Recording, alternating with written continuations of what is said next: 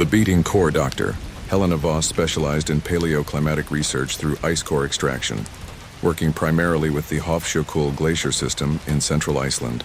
Her specific focus was deep-bore sampling, drilling to depths exceeding 800 meters to retrieve ice cores that contained atmospheric records spanning tens of thousands of years. The work required operating a truck-mounted hydraulic rotary drill system capable of penetrating dense glacial ice while maintaining core integrity and preventing contamination. The methodical precision of the equipment's operation, the high-pressure hydraulics, and the constant hum of the chillers were all familiar elements of her professional environment. The drilling site at Hofsjökull's southeastern lobe had been established 3 weeks prior, positioned over a suspected region of exceptionally old ice based on ground-penetrating radar surveys. Helena's team had constructed an insulated drilling shelter, i.e., temporary structure protecting the rig from Iceland's brutal winter winds while maintaining the sub-zero temperatures necessary to preserve core samples. The subtle scent of ozone from the electrical systems mingled with the sharp, clean smell of glacial ice within the shelter. On November 23rd, at a depth of 687 meters, Helena began what should have been a routine core extraction.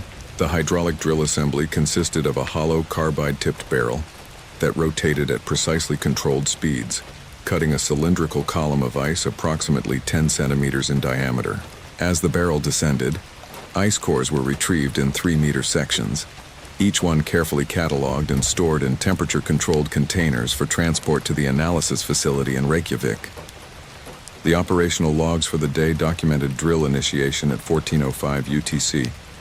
Helena operated the drill from a control station inside the shelter, monitoring torque, rotation speed, and penetration rate through digital readouts. The drill shaft extended downward through the access bore, a narrow tunnel lined with specialized casing to prevent collapse. Everything about the operation was familiar, methodical, precise. The tactile feedback from the control levers was ingrained, a second-nature experience after years of similar operations. The drill bit engaged the 687-meter depth at 14:23 local time. Helena watched the torque readings as the carbide teeth began cutting into ancient ice. Initial resistance was normal. The ice at this depth was compressed to near solid density, containing minimal air bubbles, requiring significant force to penetrate. The environmental sensors registered an external temperature of 18 degrees Celsius and an internal shelter temperature holding steady at 5 degrees Celsius, ensuring optimal operational conditions. Then she felt it through the drill controls. A pulse. Not the rhythmic vibration of mechanical rotation, not the grinding feedback of cutting through particularly dense ice strata. This was something else entirely.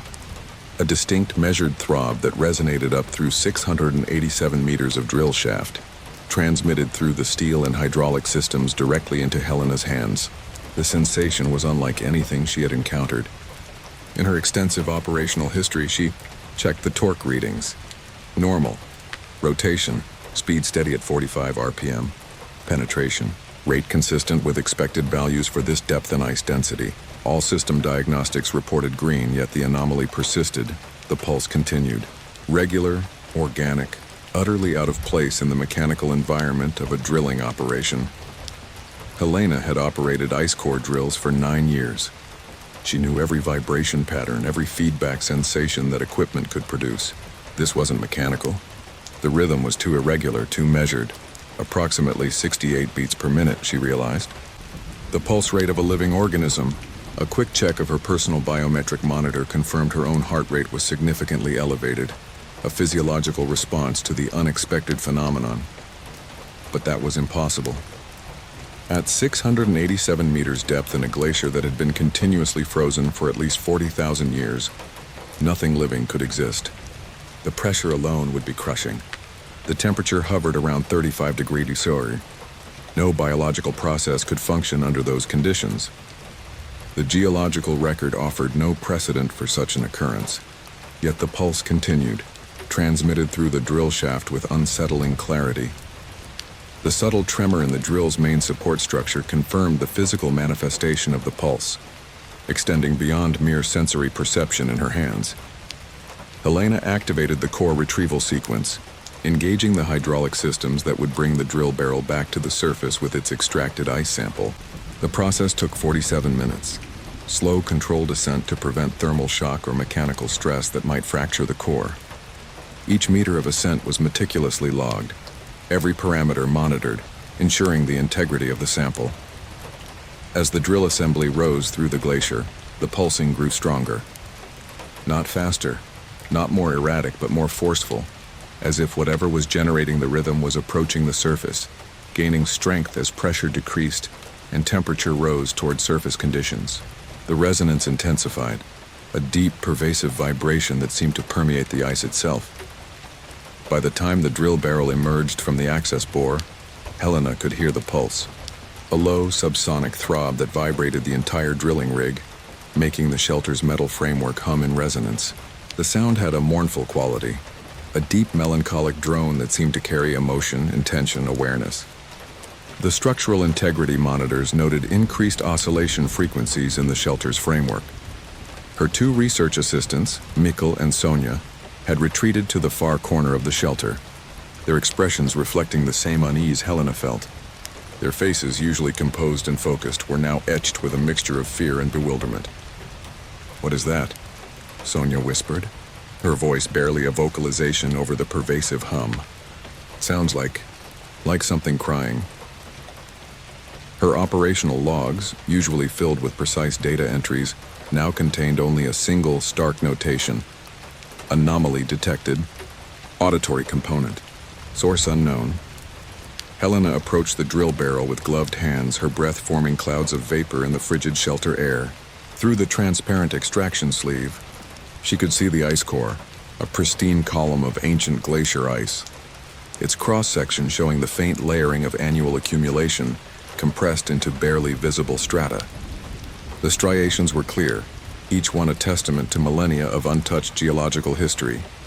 But at the core's center, embedded approximately 30 centimeters from the bottom of the 3-meter section, something impossible existed. An organ, not fossilized, not mineralized, but impossibly preserved in perfect biological condition. The structure was approximately the size of a human heart, but crystalline in composition. Translucent tissue with an internal geometry that suggested both organic origin and geometric precision. Delicate branching vessels threaded through the structure, each one filled with a fluid that glowed with faint bioluminescence, pulsing in rhythm with the mournful hum that now filled the entire shelter. The optical sensors of her headlamp struggled to resolve the exact refractive index of the unusual material. The organ was beating. Helena watched in transfixed horror as the crystalline structure contracted and expanded with measured rhythm, each pulse sending visible waves through the surrounding ice, each contraction producing that low, resonant hum that vibrated through her chest like the tolling of some vast subterranean bell. The entire structure seemed to be alive with an alien vitality. "This isn't possible," Mikkel said, his voice barely audible over the thrumming. "Nothing biological can survive glacial preservation. Cell structures rupture during freeze-thaw cycles. This should be..." He trailed off, unable to articulate the profound contradiction. His initial attempt to categorize the observed phenomenon within established biological parameters failed completely. The organ pulsed more forcefully, and the ice core began to emit light. Not reflected light, but luminescence originating from within the ice itself, spreading outward from the crystalline organ in rippling waves that illuminated the ancient atmospheric bubbles trapped in the frozen matrix. The light pulsed in synchronous fashion with the observed beats, a visual affirmation of the anomalous object within. Helena grabbed a handheld spectrometer from the equipment rack and aimed it at the glowing core. The readings made no sense. The light emission included wavelengths in both infrared and ultraviolet spectra, along with visible frequencies that seemed to shift and modulate in response to the organ's rhythmic pulsing. Data acquisition logs showed an unprecedented spectral signature, defying known material analysis. "We need to document this," she said, forcing her voice to remain steady. "Get the core into thermal containment, maintain current temperature, and start high-resolution imaging. This is unprecedented." The urgency in her tone was palpable, cutting through the droning hum. A protocol dictates full data capture and isolation. But even as she spoke, Helena knew that unprecedented failed to capture the wrongness of what they were witnessing. This wasn't a discovery of ancient preserved biology. This was something else, something that had remained viable at 687 meters depth in sub-zero conditions for thousands of years, something that was responding to its extraction, awakening from glacial imprisonment. The implication of such viability sent a shudder down her spine. Sonia activated the thermal containment unit, a specialized chamber that would maintain the core at precise temperature while allowing non-invasive analysis. As they carefully transferred the ice column into the chamber, the organ's pulsing intensified. The delicate manual transfer was performed with utmost care, recognizing the profound significance of the sample. The mournful hum deepened, dropping into frequencies that Helena felt more than heard, vibrations that resonated in her bones and made her teeth ache. The textural sensation of the low-frequency reverberation against her skin was deeply unsettling. The bioluminescent fluid within the crystalline vessels began to flow more rapidly, circulating through the impossible anatomy with increasing vigor. Through the containment chamber's observation window, Helena watched the organ continue its rhythmic beating. Each contraction sent visible shockwaves through the surrounding ice, creating fracture patterns that formed and reformed in geometric configurations too precise to be random. The intricate nature of these formations suggested an underlying intelligence. It's trying to communicate. Mikkel said suddenly, "Look at the fracture patterns. They're not random. They're mathematical." Go. His analytical mind, trained for pattern recognition and complex data, immediately grasped the implication. Helena activated the chamber's internal imaging system, capturing high-speed footage of the fracture formations. Mikkel was right. The patterns weren't chaotic crystallization. They were systematic, repeating geometric sequences that resembled mathematical notation or perhaps linguistic structure. The sheer complexity and deliberate nature of the patterns were undeniable. "What is it saying?" Sonia whispered, her voice tinged with a new level of apprehension. Helena had no answer. The fracture patterns were becoming more complex, spreading through the entire ice core, transforming it into a three-dimensional matrix of geometric information. The mournful hum shifted in pitch, modulating into what might have been harmonics, might have been language, might have been the desperate communication of something that had been waiting in frozen darkness for longer than human civilization had existed. The auditory analysis software struggled to categorize the complex sound patterns, registering them as unidentified resonant frequency sequences. The shelter's lights flickered. All the drilling equipment's electronic systems began displaying error codes simultaneously, a cascade of failures, each flashing red against the digital displays. The primary power conduit registered anomalous energy fluctuations. The temperature inside the containment chamber, which should have been impossible to change without deliberate adjustment, began to rise with alarming rapidity. "It's melting," Mikkel said, his voice rising in panic. "The core is melting from the inside out." The controlled environment was failing, destabilized by an unknown energy source emanating from the contained anomaly. Helena watched the ice surrounding the crystalline organ liquefy, the frozen matrix transforming into clear water that should have remained solid at 35 degrees Celsius. The organ itself remained intact, now suspended in the impossible liquid, its pulsing growing stronger, faster, more insistent. The melt rate was exponential, defying thermodynamic principles. The meltwater began to move, not flowing downward due to gravity, but circulating around the organ in precise spiral patterns, forming a vortex that rotated in defiance of physical laws. The internal mechanisms of the containment chamber, designed to mitigate such forces, were utterly overwhelmed, and in that vortex, shapes began to form. Not random swirls or turbulent eddies, but distinct images, geometric structures, architectural forms, suggestions of vast spaces and impossible geometries that existed somewhere else, somewhere that the crystalline organ might have originated from before being trapped in Iceland's glacial ice. The holographic projections were detailed, intricate, and utterly alien. The mournful hum reached a crescendo. Every piece of equipment in the shelter vibrated in resonance. Helena's vision blurred with sympathetic tears as the sound seemed to bypass her ears and resonate directly in her consciousness, carrying meaning that existed beyond language, beyond conventional communication. It was a direct data input into her psyche, bypassing all sensory filters. Alone, waiting, separated, return. Then the organ stopped beating. The data stream abruptly ceased. The silence was absolute and immediate. The vortex collapsed, the meltwater freezing instantly back into solid ice. The bioluminescent glow faded, leaving only the pale, crystalline structure embedded in the once again frozen core. The transition was instantaneous, leaving behind a profound sense of emptiness and a chilling stillness. Helena stood before the containment chamber, her hands shaking, her mind struggling to process what she'd witnessed. In 9 years of ice core research, she'd extracted samples containing ancient pollen, volcanic ash, atmospheric particles that told the story of Earth's climatic history. Her professional framework for categorizing discoveries had completely shattered. She'd never extracted something that was alive, something that had remained conscious and aware through tens of thousands of years of glacial imprisonment, something that had tried to communicate its loneliness, its separation, its desperate desire to return to wherever it had originated. The sheer timescale and the implications for biological persistence were staggering. "What do we do with it?" Sonia asked quietly, her voice still hoarse from the experience. Helena looked at the now inert organ, at the ice core that still bore, the geometric fracture patterns of its attempted communication.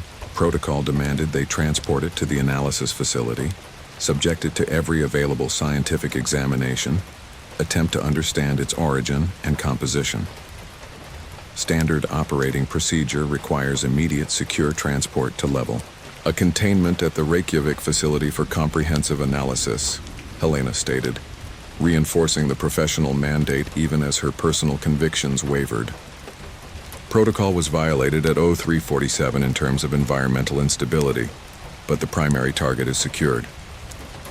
But some part of her, the part that had felt that mournful hum resonating in her bones, that had glimpsed those impossible architectural forms in the vortex, that had understood the wordless message of desperate isolation, knew that this discovery was beyond human comprehension, beyond safe analysis.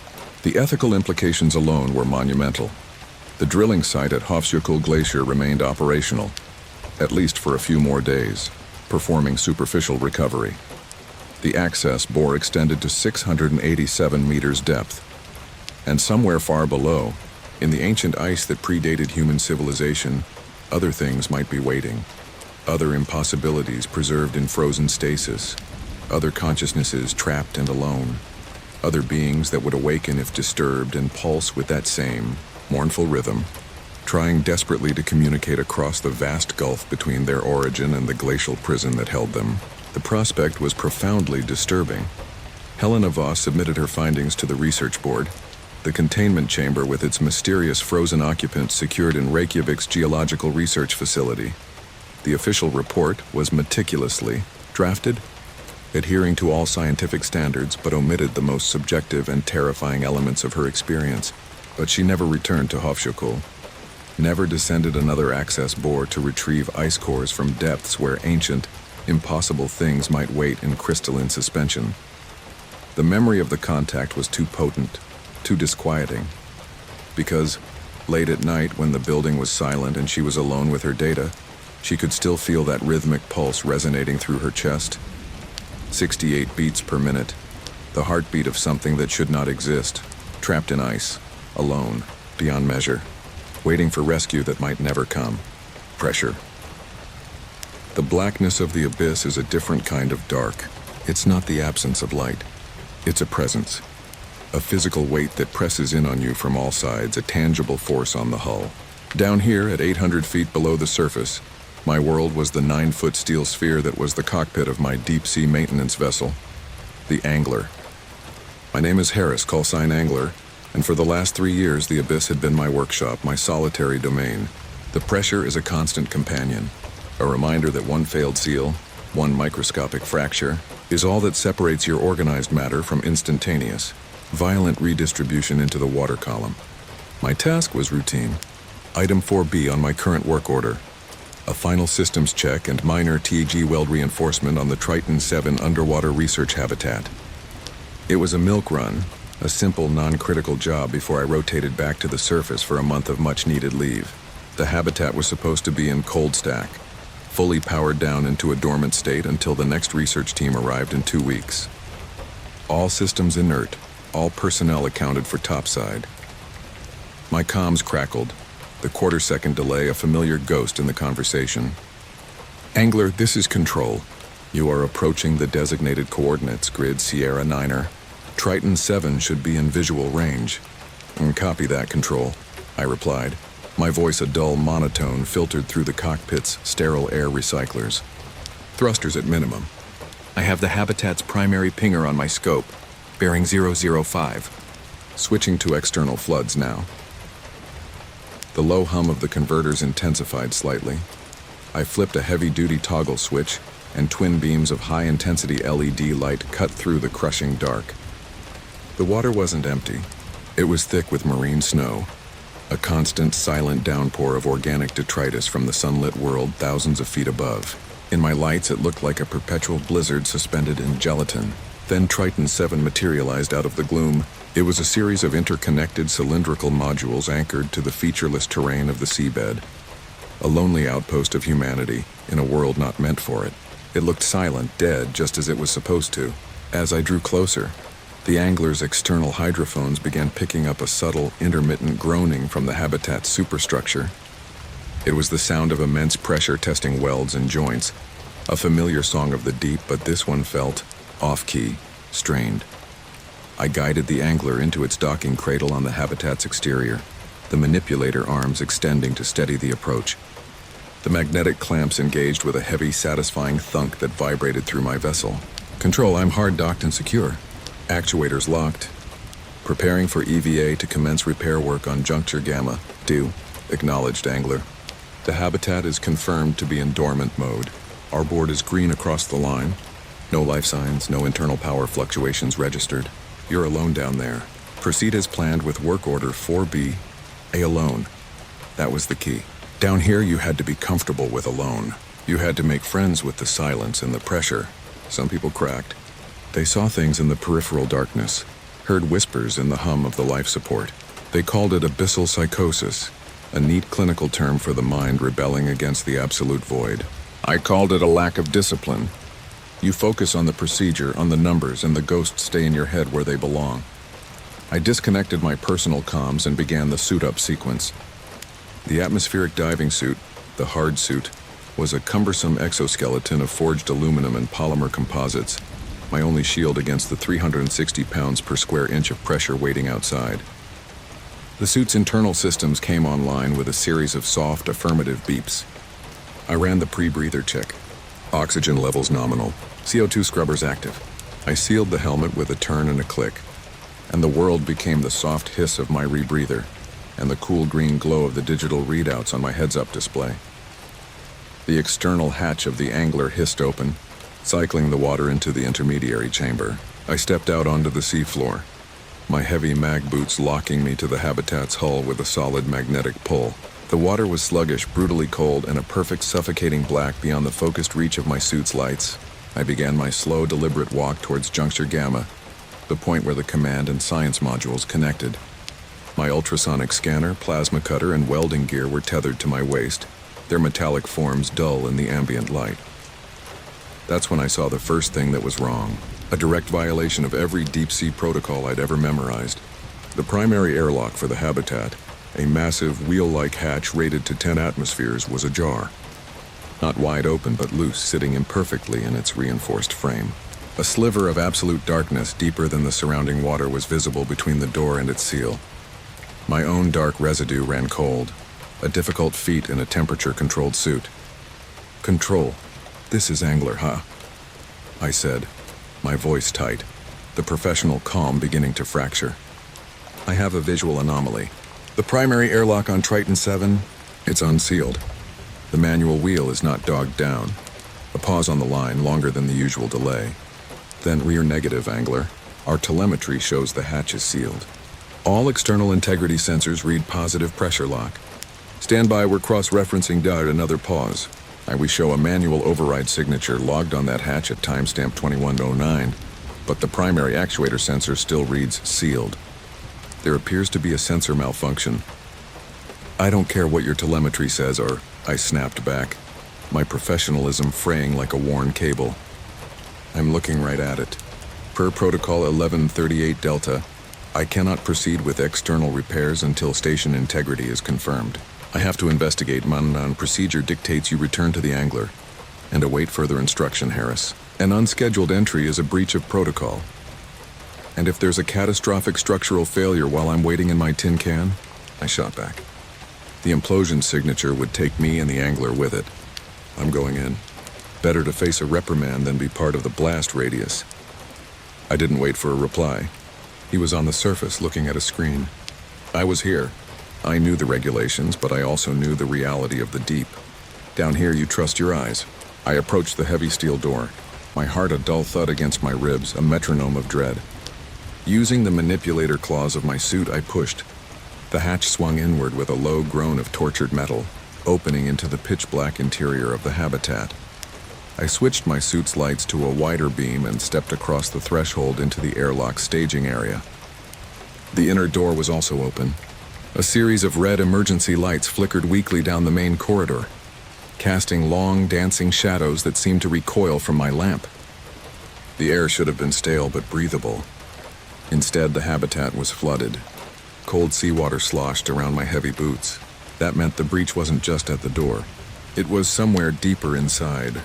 Control, be advised I've entered the habitat. It's flooded to about ankle deep, 30 centimeters. Power is unstable. Running on emergency battery. I'm proceeding to the primary command module to assess the situation and locate the breach. And Harris, we advise against this. Your mission is external repairs only. This is an unknown variable in a compromised environment. The variable is already here, I muttered, moving deeper into the station. The silence was unnerving. Emergency power meant the life support and primary air scrubbers were offline. All I could hear was the drip and gurgle of water from the ceiling and the rhythmic hiss of my own breathing. The recycled air being fed into my helmet carried a sharp scent. The acrid smell of ozone from fried electronics mixed with the heavy, metallic tang of brine. The command module was at the center of the station. Desks were covered in scattered papers, now a pulpy, silty mush. Computer monitors were dark and inert, their screens slick with condensation. A fine layer of silt covered every horizontal surface, evidence that the breach had happened some time ago. But something else was present. A large, dark handprint made of a thick, dark residue was smeared on one of the central control panels, trailing downwards as if the hand had slipped. It was fresh. The dark residue hadn't been diluted or washed away by the water. My light beam swept across the room, methodical, professional, and then it fell on him. He was slumped in the commander's chair, facing a dead console away from me. The figure was wearing the standard-issue blue Triton 7 jumpsuit. "Control," I whispered, my throat suddenly dry. "I found one of the crew." He's not responsive." Repeat, I have a non-responsive individual in the command module. "No, that's impossible, Harris. The crew was evacuated 2 weeks ago. We have transport logs and bio-sign-offs for every single person. The station was certified depopulated, Mer." I took a hesitant step forward, my heavy boots splashing loudly in the oppressive quiet. Well, it looks like they missed one on the head count. My light played over the back of the man's head. There was a wound, dark and matted in his hair. The back of the man's head. There was a wound, dark and matted in his hair. I reached out a gauntleted hand, the manipulator claw whirring softly as I extended it to touch his shoulder. The moment my metal fingers made contact, the chair swiveled around with a sickening, slow squeal. The face was a pale, bloated mask of terror. The eyes were wide open, milky white, staring at something I couldn't see. The mouth was a slack O of surprise. But what made me stumble back, my mag boots disengaging from the floor for a second, was the object clutched in his hand. It was a standard maintenance torque wrench, heavy and steel, and it was covered in the same dark residue that was on his head and the console. He was holding the object that had been used to neutralize him. "Control, the crew member is deceased. Visual evidence suggests it wasn't an accident." Before Control could respond, a sudden jarring clang echoed from the far end of the corridor, from the direction of the science lab. It was the sound of metal on metal. Heavy, deliberate, purposeful. My head snapped up, my light beam piercing the gloom of the hallway. "Did you hear that?" A burst of static, then Control's voice, level and calm. "In negative, Angler. Audio log timestamp 2131 shows your vocalization in suit vitals telemetry. No external acoustic event registered in the array. Confirm your status." I backed away from the figure in the chair, my light beam cutting a nervous path down the hallway. "There's someone else here," I said, my voice barely a whisper. The idea was absurd. Who could possibly be here and how? No sub had docked. No other diver was scheduled for a 1,000-mile radius. I moved cautiously down the corridor, the murky water swirling around my boots. The flickering emergency lights made the shadows writhe and twist like living things. Every drip of water sounded like a footstep behind me.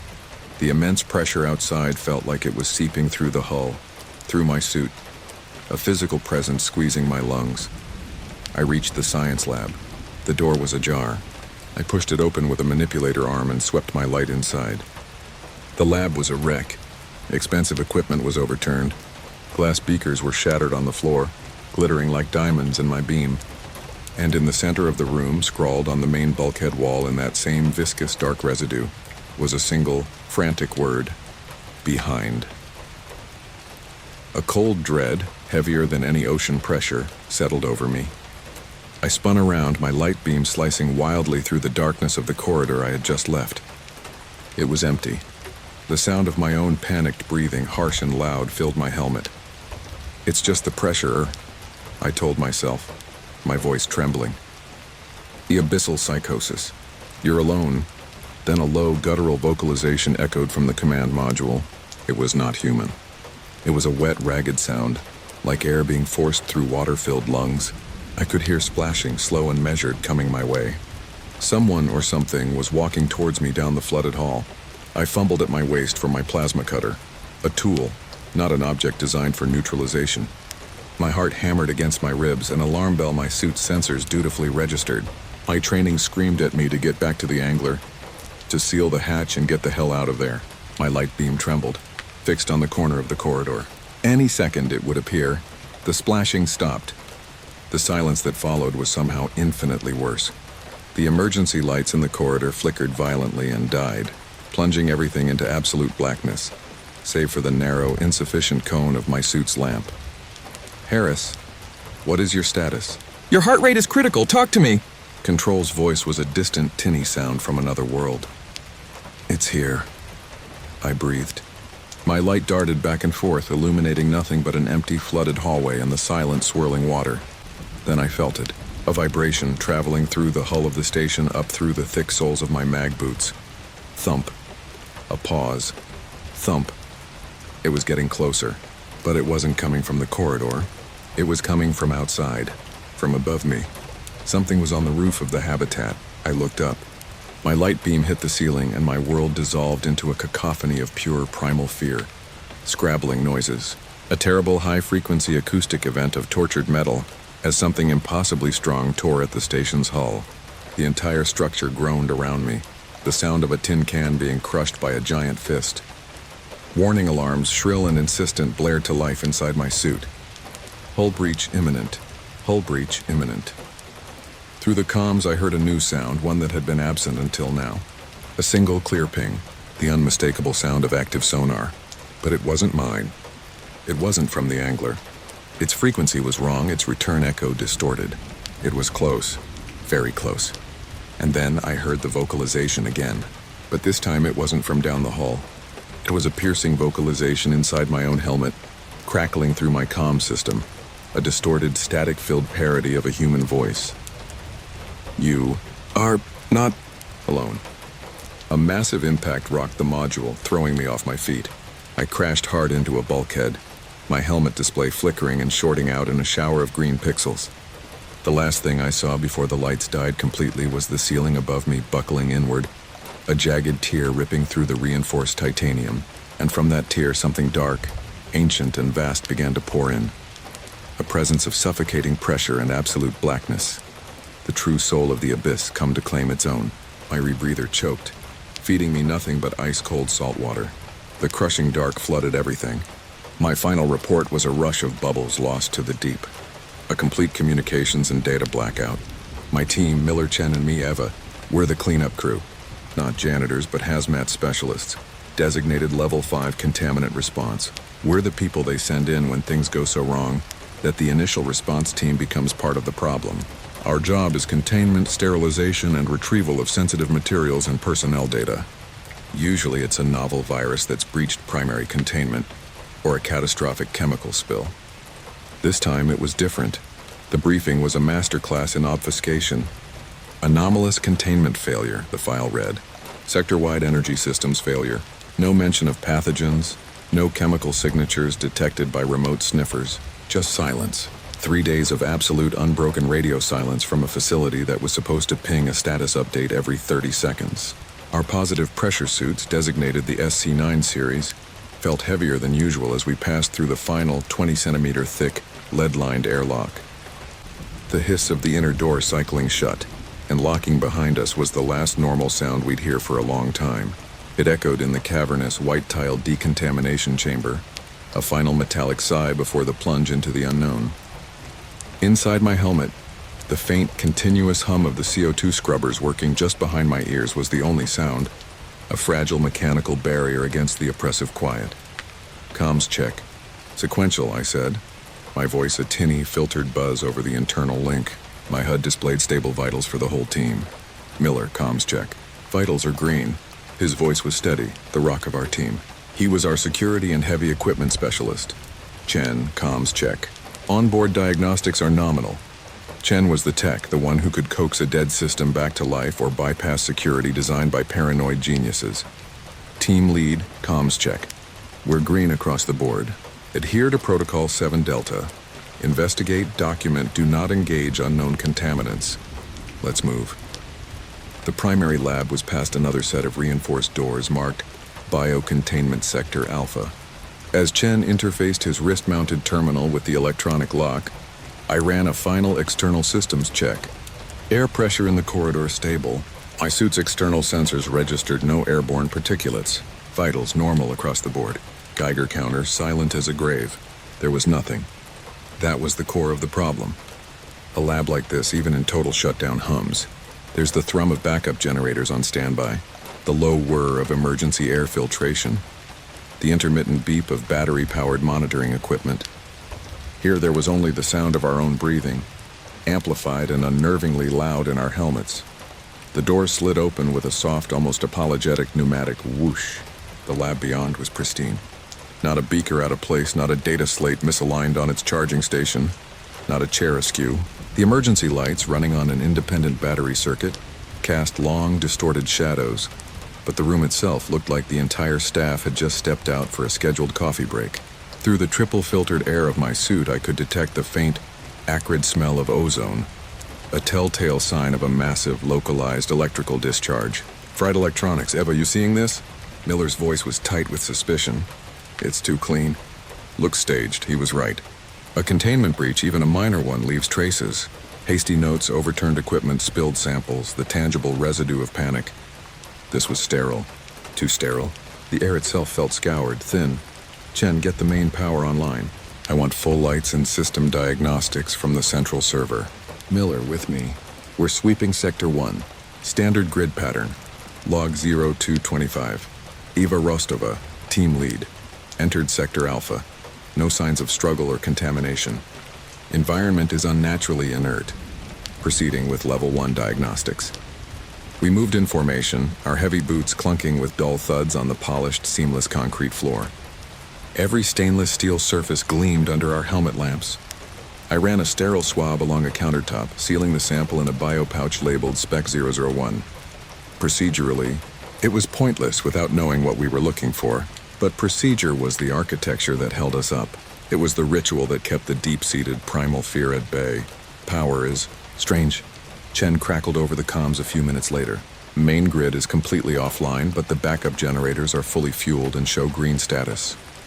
They just never kicked in. The automatic transfer switch was never triggered. It's like the system consciously chose to shut down rather than fail over. Force it, Chen. Manual override, I ordered. A moment later, after a loud clank of relays, the main lights flickered to life. The sudden, harsh, shadowless fluorescent glare made us all flinch. The lab was revealed in its entirety now, and the sterile emptiness felt even more oppressive and wrong.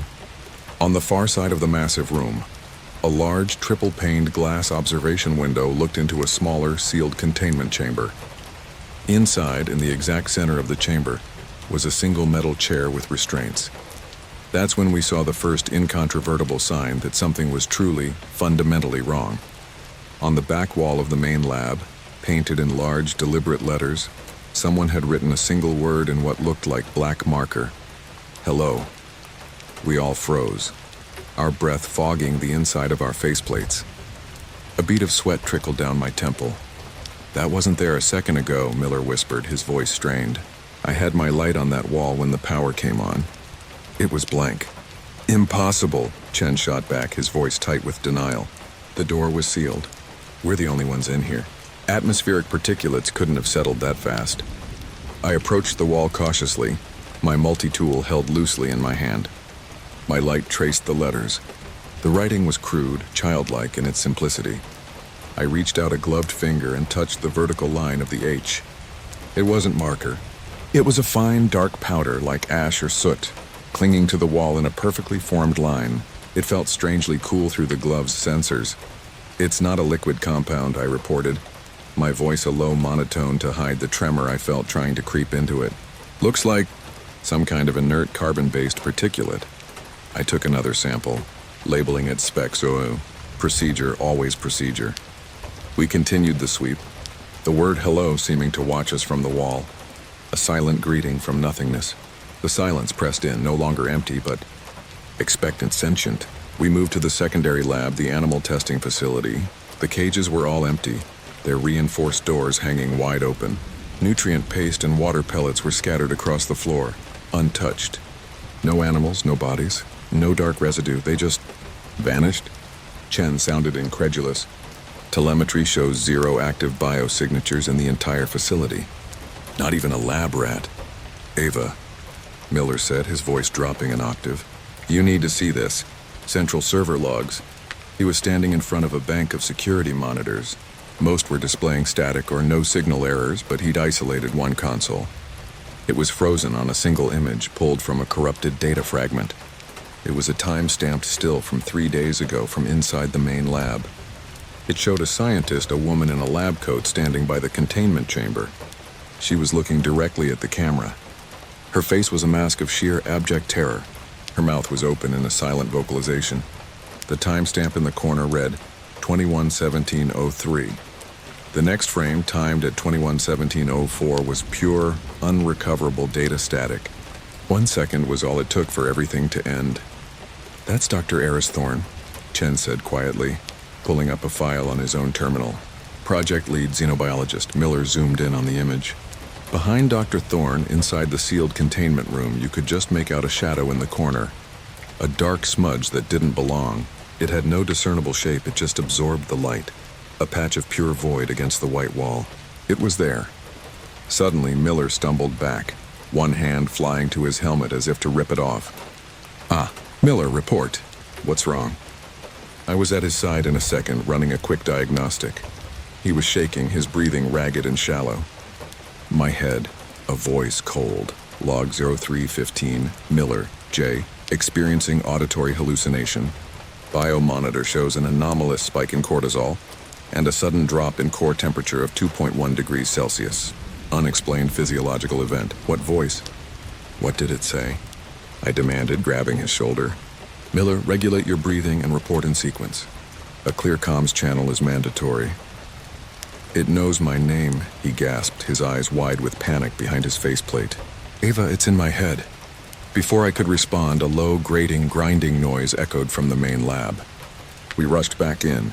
On the wall, next to the word hello, a new word was being written. We watched, paralyzed in disbelief, as the black dust materialized out of thin air, arranging itself into letters with impossible precision. Miller Chen let out a strangled cry. Miller sank to his knees, clutching his head. Make it stop. It's so cold. So quiet. Chen, get him back to the decon airlock, now. I commanded, my training finally kicking in and overriding the shock. We're aborting this mission. Scorch protocol is on the table. As Chen helped the trembling, disoriented Miller to his feet, my gaze was drawn back to the glass window of the containment chamber. The metal chair was still there. But it wasn't empty anymore. Something was sitting in it. It was vaguely human-shaped, but it was made of pure shadow, a void in the light. It was a three-dimensional absence of substance, and the light from the ceiling fixtures seemed to bend and warp around its edges. It was looking right at me. I couldn't see eyes, but I could feel its gaze. A physical pressure against my skull, a deep zero cold that had nothing to do with the temperature. Then all the lights in the facility, including the emergency strips, went out. We were plunged into absolute disorienting blackness. Comms status update. Protocol was violated at 0347. Primary and secondary power systems are non-responsive. My voice was shaking. The only light was the weak red glow of our emergency suit indicators. The sudden darkness was total. Comms are dead. Chen's panicked voice crackled, distorted by heavy static. External and internal network links are severed. We're cut off. Our helmet lamp's manual activation, I said, fumbling with the switch on my wrist module. Mine switched on, cutting a narrow, pathetic beam through the suffocating darkness. Miller's came on, then Chen's. We huddled together, 3 bobbing circles of light in an ocean of black. It's here, Miller whimpered. It's all around us. I can feel it. A sound scraped across the floor from the far side of the room. A slow, deliberate dragging. Not metal on concrete, but something soft, heavy. My beam darted towards the sound, finding nothing but sterile floor. Then another scrape, closer this time, just outside our cone of light. Stay together. Back up towards the airlock now, I ordered, my heart hammering against my ribs so hard I could feel the vibration through my suit. We moved as one, a terrified tripod of light and heavy breathing. The dragging sound circled us. It was to our left, then our right, then right behind us. My professional training was screaming at me, but it had no category for this. There was no protocol for a foe you couldn't see. A presence that ignored sealed doors and vacuums and basic physics. This wasn't a contaminant we could neutralize. Then Chen made a wet, gurgling noise. His light beam thrashed wildly, illuminating the ceiling, the floor, my own terrified face. Chen, I yelled, trying to get a lock on his HUD locator. It was offline. His light spun in a dizzying circle and then slammed to the ground, pointing at the wall. In its dying beam, a new message was being written in that same black ash. Chen, a wet, choking sound came from his radio. A sound of lungs filling with fluid, and then a final, horrifying vocalization cut short by a final, deafening burst of static. His red indicator light on my HUD went from green to black. Extinguished. It's got him. Miller shrieked, his professionalism utterly shattered, his voice breaking into a sob of pure terror. He scrambled backwards, away from where Chen had been standing, and fell to the floor. His light now pointed down the corridor we had come from. In the circle of his wavering light, standing not 20 feet away, was a figure. It was Chen. He was just standing there. His head hung at an unnatural angle, the neck clearly broken. His helmet was cracked, a spider web of fractures across the faceplate, yet no alarms were sounding from his suit. No dark residue. No visible injury other than the angle of his neck. Just empty. The figure of Chen slowly lifted its head. Its movements were jerky, puppet-like. Its helmet lamp flickered back on, and it fixed its beam on the prone form of Miller. No, please, Miller whimpered, crawling backwards away from the thing wearing his friend's suit. I raised the heavy multi-tool from my belt. It was designed for prying open jammed doors and cutting cables. A poor object against any conventional threat, and a useless one against this. Get away from him, I shouted, my voice cracking with desperation. The figure of Chen took a stiff, lurching step towards Miller. Then the writing started again.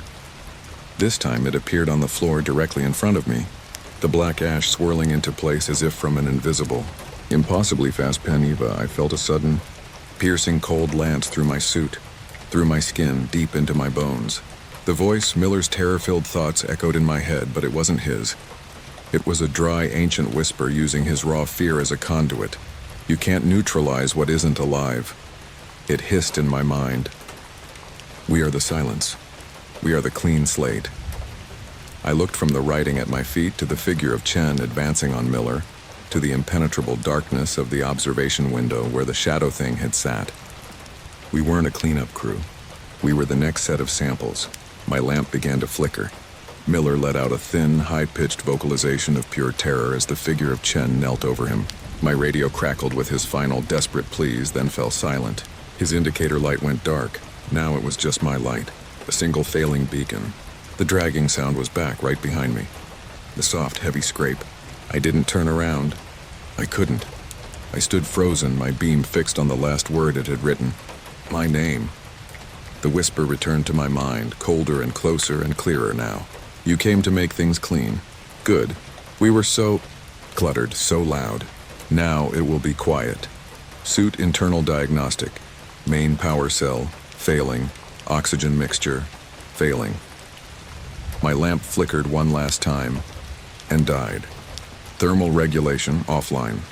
Life support terminated. I was left alone in the silent lab, with the presence and the total complete darkness, and the only thing I could hear was the sound of my own final ragged breath. The cleaner, I'm a cleaner. The official title is Biohazardous Remediation Technician, but it all means the same thing. I don't do windows or wax floors. I clean up what's left behind when things go horribly violently wrong.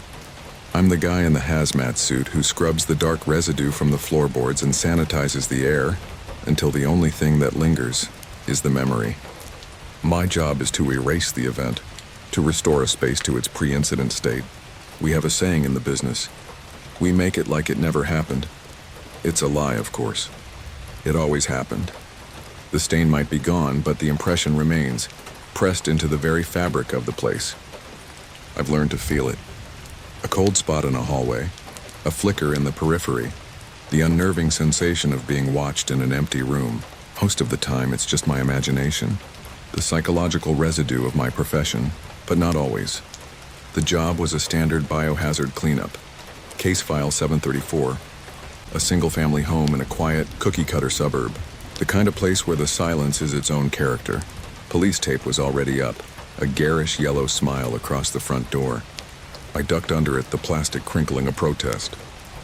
Log 1405. Site entry protocol initiated. Perimeter is secure. Ambient temperature is 12 degrees Celsius, inconsistent with exterior conditions. Inside, the silence was absolute. The sharp, almost antiseptic smell of biocides instantly coated my tongue. A chemical curtain failing to mask the subtler, cloying sweetness of decay underneath. My partner, Marcus, was already inside, his van parked neatly at the curb. We always worked in pairs. Company policy. It wasn't for efficiency. It was for sanity, Marcus. I called out, my voice muffled by my respirator. The sound was swallowed by the thick, waiting silence. The house was pristine. Too pristine. Usually there's chaos. Furniture overturned, objects strewn about, the physical echo of a final, desperate struggle. Here, everything was in its place. A magazine lay on the coffee table, a pair of reading glasses resting on an open page. A half-empty mug of coffee sat on the kitchen counter, a pale skin of mold starting to form on its surface. It was as if the occupant had simply vanished, except they hadn't. The primary incident site was the master bedroom. That's where the work order directed us. I took the stairs, my boots thudding a heavy rhythmic beat that felt obscene in the quiet. The bedroom door was slightly ajar. I pushed it open and there it was. The mess, it wasn't just dark residue. It was a pattern, an intricate, sprawling symbol painted on the ceiling in thick, viscous, dark residue. It was a chaotic mandala of swirls and sharp geometric lines, all converging on the center of the room, directly above the bed. The bed itself was saturated. The white sheets stained a deep, horrific shade that absorbed all light. There was no figure, no source, just the aftermath. Log 1422. Commencing primary assessment of Sector 2B, master bedroom. Atmospheric particulates above threshold. Luminol confirmed widespread biological saturation on ceiling surface. The pattern is non-standard, exhibiting fractal complexity inconsistent with impact splatter or arterial spray. Jesus, Marcus, I muttered, pulling out my luminol kit. What did you get us into? Hansen, my supervisor, had debriefed me. It's a weird one, Leo. Forensics found nothing anomalous. Protocol was violated at 0347 when telemetry for subject Marcus ceased, but the initial sweep was clean. Just Marcus and, well, the mess. Marcus was my partner, or he had been. He'd taken the initial call a week ago. A solo job, a simple one. A welfare check that turned into a cleanup. He went in and he never came out. The company sent a security team when he missed his check-in. They found him in the master bedroom, standing on the bed, staring up at the ceiling. Catatonic, he hasn't spoken a word since. Now it was my job to clean up the same house. To finish what Marcus started. Hansen said it was a test, to see if I could handle it, to see if the house would have the same effect on me. Company policy be damned, I was going in alone. I started with the equipment set up in the living room, laying out tarps and organizing my chemical sprays. I began my standard level 3 decon setup. Containment tarps first, then the HEPA filtered air scrubber, which kicked on with a low reassuring thrum, a sound meant to signify control over the environment. Still, the house felt colder than it should have. I checked the thermostat. It was off. As I worked, I couldn't shake the feeling of being observed. I'd catch movement just at the edge of my vision, a shadow stretching unnaturally in the dim light. I'd turn and there would be nothing there, just an empty doorway or a dust mote dancing in a sunbeam. I moved to the bedroom and began the painstaking process of cleaning the ceiling. It was slow, meticulous work. The dark residue was unnervingly stubborn, clinging to the plaster like a coat of tar. It didn't smell like normal dark residue. It had a strange metallic scent like old coins and ozone. As I scrubbed with a wire brush, the plaster and contaminant turned into a gritty, foul paste that clung to the bristles. The pattern seemed to shift, the lines writhing in my peripheral vision. I focused on my work, humming a tune under my breath, a little trick to keep the darkness at bay. That's when I heard it. A whisper. So faint I thought it was the thrum of my air scrubber or a malfunction in my respirator's comms unit. I paused, holding my breath and tapping the side of my helmet. The house was silent, save for the machine. And then it came again, clearer this time. A soft, sibilant whisper that seemed to come from the walls themselves. It wasn't a language I recognized, but the tone was unmistakable. It was a promise. A temptation. I tried to ignore it, scrubbing harder, the muscles in my arm burning. The whispers grew louder, weaving themselves into the silence, a chorus of faint, overlapping voices. They spoke of secrets, of knowledge hidden in the patterns of decay. They told me to look closer, to see the truth in the stains. A wave of nausea washed over me. I stumbled back, my head spinning. My light flickered, casting long, dancing shadows across the room. In the wavering light, the pattern on the ceiling seemed to pulse a dark, malevolent heart. I saw faces in the swirls of dark residue, agonized, twisted faces, their mouths open in silent vocalizations. It's not real, I told myself, my voice trembling. It's the chemicals. Fatigue. But I knew it wasn't. I'd seen what this house did to Marcus. I'd seen the vacant look in his eyes, the way he flinched at shadows. He hadn't been compromised by a chemical. He'd been compromised by this place. I backed out of the room, sealing the door behind me. I needed a break. I went downstairs, my heart hammering against my ribs. Log 1605. Vitals elevated. Pulse at 130 BPM. Taking mandatory 15-minute rest period. Auditory phenomena reported in Sector 2B. I sat on the covered sofa, trying to steady my breathing. The whispering had stopped, but the feeling of being watched was more intense than ever. I felt a presence in the room with me, a heavy, oppressive weight in the air. I thought about Marcus. He was a good cleaner, one of the best, meticulous, professional, but he had a weakness, a morbid curiosity. Marcus had a thing for emo souvenirs, a shell casing, a forgotten photograph, a small, insignificant object from the scene. He called them mementos mori, reminders of the fragility of it all. I always told him it was a bad idea, a breach of protocol, that he was taking a piece of the tragedy with him. He never listened. On a hunch, I checked his initial scene report on my tablet, file 734A. I scrolled through the photos he'd taken before he started the cleanup. The room, the bed, the ceiling, it was all there. But in one photo, something was different. A small black book on the bedside table. In my initial sweep, the table had been bare. I went back upstairs, my maglite clenched in my fist. I had to know. I pushed open the bedroom door. The room was as I'd left it. The half-cleaned symbol on the ceiling seemed to mock me. I searched the room, my light cutting through the gloom. I checked the drawers, the closet, under the bed, nothing. Then I saw it. A loose floorboard near the wall. I pried it up with the edge of my scraper. Tucked inside the dark space was the book. It was small, bound in what looked like cracked, blackened leather. There was no title, no markings of any kind. My training, every instinct screamed at me to leave it, to report it, to get the hell out. But Marcus's empty eyes flashed in my mind. I had to understand what had broken him. I opened the book. The pages were filled with the same symbol from the ceiling, drawn over and over in what looked like dried, dark residue. Interspersed with the symbols were passages of text, written in that same whispering language. I couldn't read it, but I could feel it. The words vibrated on the page, a low thrum that resonated deep in my bones. As I stared at the script, the whispers started again, but this time they were inside my head. They weren't tempting me anymore. They were commanding me. They told me to finish the ritual, to add my own mark to the canvas, to join the silence. I slammed the book shut, my hand shaking violently. A cold dread, colder and deeper than any I had ever known, washed over me. This wasn't just a house. It was a trap. A fly trap for the soul, baited with secrets and death. The initial incident wasn't a murder or a suicide. It was a sacrifice, a feeding, and Marcus hadn't just cleaned. He had participated. A floorboard creaked behind me. I spun around, my light beam cutting a frantic arc across the room. Standing in the doorway was a figure. It was tall and gaunt, its form indistinct like a heat haze rising from asphalt. It had no face, just a smooth, pale expanse of skin. But I knew it was looking at me. I could feel its gaze, a physical pressure against my skull. I didn't make a vocalization. I didn't run.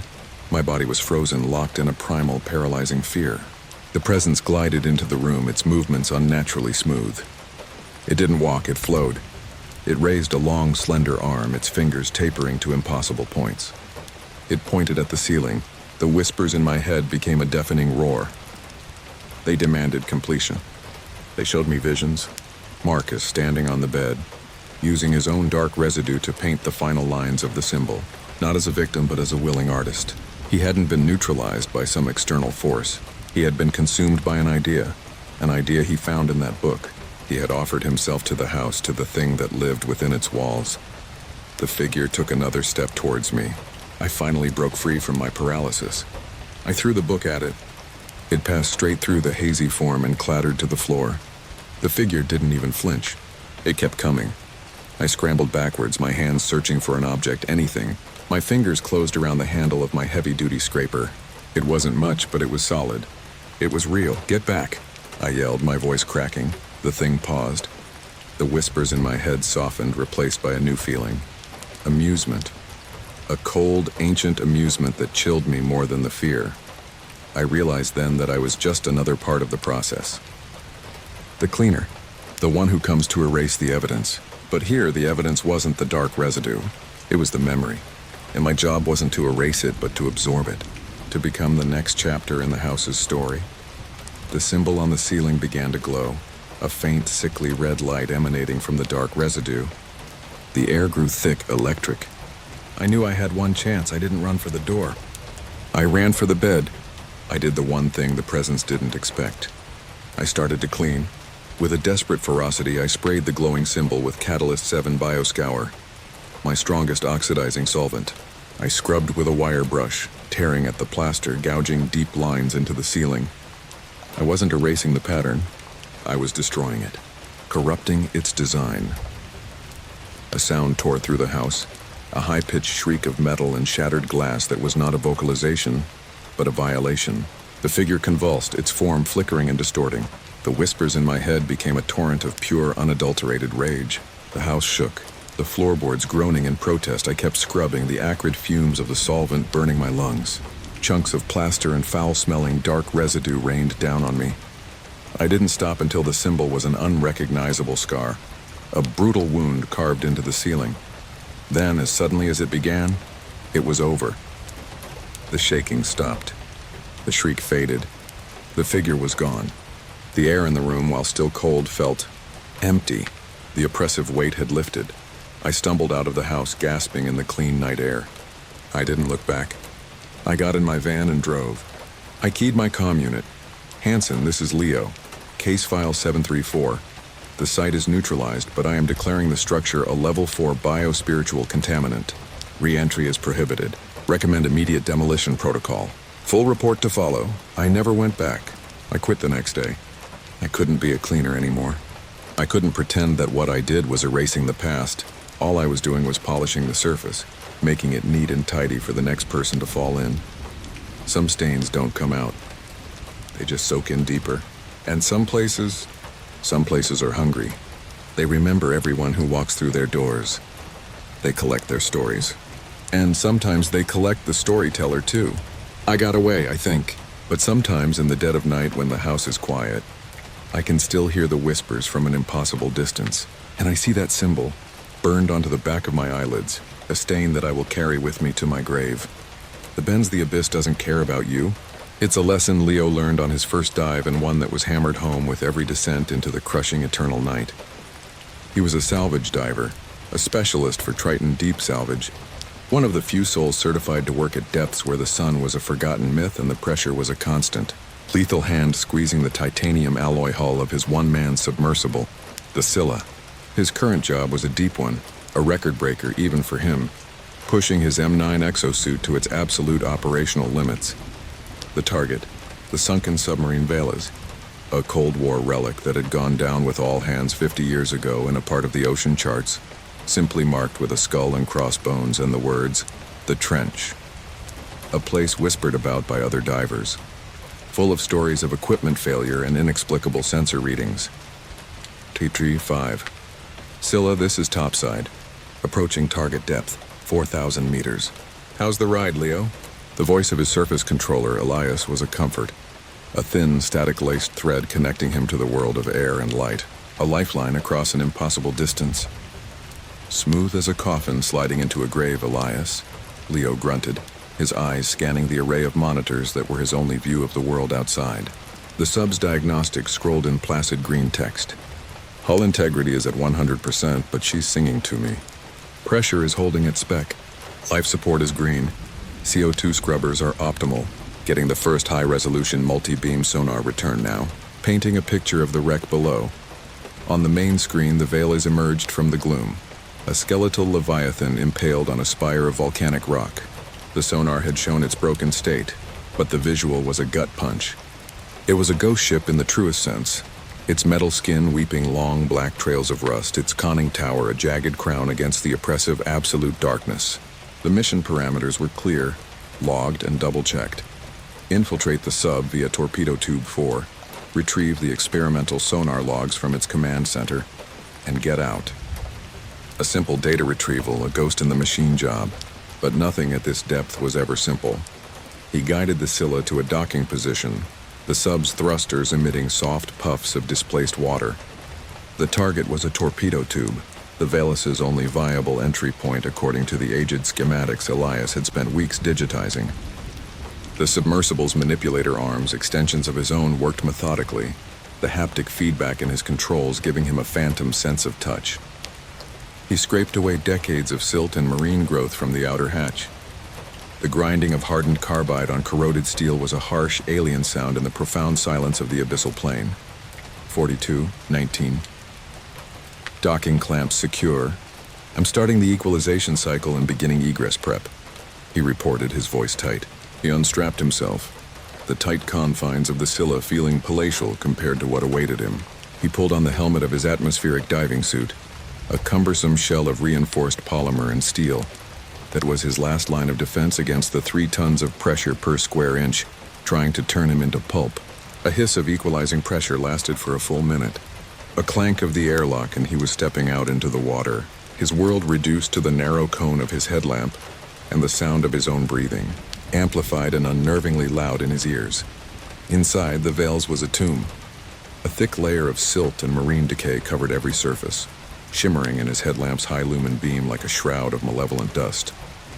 He moved through the claustrophobic corridors, his reinforced M9 exosuit scraping against the corroded walls. He could smell it even through his suit's advanced filtration system. A coppery ozonic tang, like burnt wiring and something anciently metallic. His suit's internal sensors flagged trace amounts of unknown particulates in the water. As he moved deeper, he heard a new sound. Beneath the hum of his suit systems and his own breathing, a low, intermittent groaning. It was the sound of stressed metal, as if the massive hull was shifting around him, adjusting to his presence, a sound it should not be making. The mission was simple. Logged at your 145 eyes. Retrieve the sonar logs from the command center. But the silence between the groans was a physical entity, a heavy, oppressive weight that seemed to push in on him even more than the millions of tons of water exerting pressure on the hull. He passed the crew quarters, doors hanging ajar like open mouths into blackness. He tried not to look, to maintain mission focus, but his light caught on a shape inside one of the bunks, a still figure preserved by the cold and the dark. Its uniform now a tattered second skin over bone. Its head was turned away, but Leo could see the faint outline of a name tag on the collar, the letters long since eroded into nothing. He averted his gaze, a cold knot tightening in his stomach. He'd seen death before, but this was different. This place was a mausoleum, sealed and forgotten, and he was trespassing. Bewo, Elias. I'm approaching the command center, he said, his voice a low murmur, careful not to disturb the profound stillness. This place, it's a time capsule. Nothing seems disturbed. Copy that, Leo, just get the logs. The sooner you're out, the better. Weather's starting to turn up here. Sea state is getting choppy. The command center was eerily pristine compared to the rest of the sub. A fine layer of silt coated the consoles, but the chairs were still upright. The charts still clamped to the navigation table as if the crew had just stepped away. He located the log recorder, a bulky, archaic-looking machine of brass and vacuum tubes. He attached the interface clamps from his retrieval kit. The modern electronics a stark contrast to the analog machine. As he initiated the data transfer, watching a progress bar crawl across his wrist-mounted display, a flicker of movement at the edge of his vision made him freeze. He swept his light across the room. Nothing. Just shadows playing tricks. The pressure does that, he told himself. Bends the light, bends the mind. Nitrogen narcosis, even in a sealed suit, could play games with perception. He secured the log recorder to a tether on his suit once the transfer was complete and turned to leave. That's when he saw it. A handprint clear as day in the silt on a console he had just passed. It was a fresh print. There was no silt inside the lines of the palm or fingers, just gleaming. Dark metal beneath. It was impossible. His heart hammered against his ribs. Elias, someone's in here with me. Got 30. Scylla, confirm last transmission. Elias's voice cut through the static, suddenly sharp and devoid of pleasantries. Biotelemetry indicates cardiac anomaly. Your respiration is off baseline. Report status immediate. I said there's someone else in here. Leo's voice was sharp, a ragged edge of panic in it. He backed away, his headlamp beam frantically searching the oppressive shadows that clung to the corners of the room. He saw nothing, but he could feel it. A palpable cold that had nothing to do with the water temperature. A sense of being watched by unseen eyes. He began to move faster, his controlled professional movements becoming clumsy, his breath coming in ragged bursts that threatened to fog his visor. He had to get out. As he reached the corridor, his light fell upon something that made him stop dead. Floating in the cramped passage ahead was another figure. It wasn't one of the original crew. This figure wore a diving suit, an old rusted Mark V model, the kind that hadn't been used in 70 years. Its copper helmet was a grotesque, featureless head, its single porthole like a dead black eye staring into nothing. It just hung there, motionless, blocking his path. Leo's hand instinctively went to the plasma-cutting torch on his belt, his only potential object for defense. "Who are you?" he demanded, his voice trembling. The figure didn't respond. It simply drifted, its arms limp at its sides, its canvas suit strangely stiff. He took a hesitant step forward and the figure mimicked him, moving with an unnatural fluidity that defied the water's resistance. It didn't swim. It simply willed itself forward. A low, guttural vocalization echoed through the water, a sound that seemed to vibrate in his very bones. It wasn't human. He saw dark residue, a thick, inky substance, begin to seep from the seals of the old suit's helmet, swirling in the water like smoke in zero gravity. He turned and fled. He didn't care about protocol or procedure. He just ran, his heavy boots clanging on the deck plating. He scrambled through the corridors. The path he had so carefully navigated on his suit's internal mapper, now a confusing, terrifying maze. Behind him, he could hear the sound of metal scraping against metal, a slow, relentless, and perfectly timed pursuit. He reached the torpedo room, his escape route, his sanctuary. He threw himself towards the inner hatch of the tube he'd entered through. His gloved hands found the locking wheel and he turned it with all his might. It wouldn't budge. It was solid. "I can't open it," he hissed, his breath fogging the inside of his visor. It's sealed from the inside. 231 Forn. There was a pause. Static crackled. "Negative, Scylla." Elias's voice crackled back, tinny and distant but clinically precise. Cross-referencing Velis Schematic 7B1. That hatch has no internal locking mechanism. It is a simple pressure seal. Re-verify your egress point and report obstruction. A cold dread washed over Leo, colder and more terrifying than the abyss itself.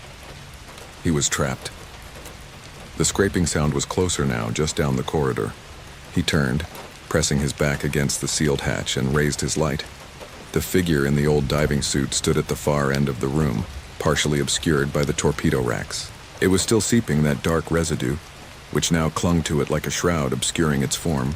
It raised an arm, and Leo saw that its hand wasn't a gloved hand at all. It was a mass of twisted, dark tendrils that seemed to writhe and grasp at the water, coalescing and dissolving. "What do you want?" Leo yelled, his voice cracking. The figure tilted its helmeted head, and a sound came through his suit's external sensors, a distorted, static-filled transmission. It sounded like a recording, a garbled piece of an old radio broadcast, a sound collage of damnation.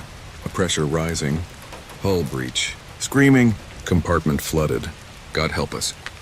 It was the Veil's last transmission, a loop of agony. The presence wasn't a diver. It was the submarine itself. The collective agony of the 50 men who had died here, given a horrific walking form. It was the pressure, the darkness, the despair, all distilled into a single malevolent entity. It began to move towards him, not drifting now but walking, its heavy boots clanging on the deck with a finality that echoed the closing of a tomb. Leo watched, paralyzed by terror as it came closer. The single black porthole of its helmet seemed to fix on him, a void that promised to swallow him whole. He knew with chilling certainty that it didn't want the logs. It wanted him. It wanted to add his despair to its own. It wanted a new crewman. He closed his eyes, thinking of the sun, of the warm air on his face, of a world he would never see again. The scraping was right in front of him now. He felt a profound, bone-deep cold as the figure reached for him. He braced for the end, for the crushing pressure to finally claim him. Then a new sound, a high-pitched whine that cut through the silence.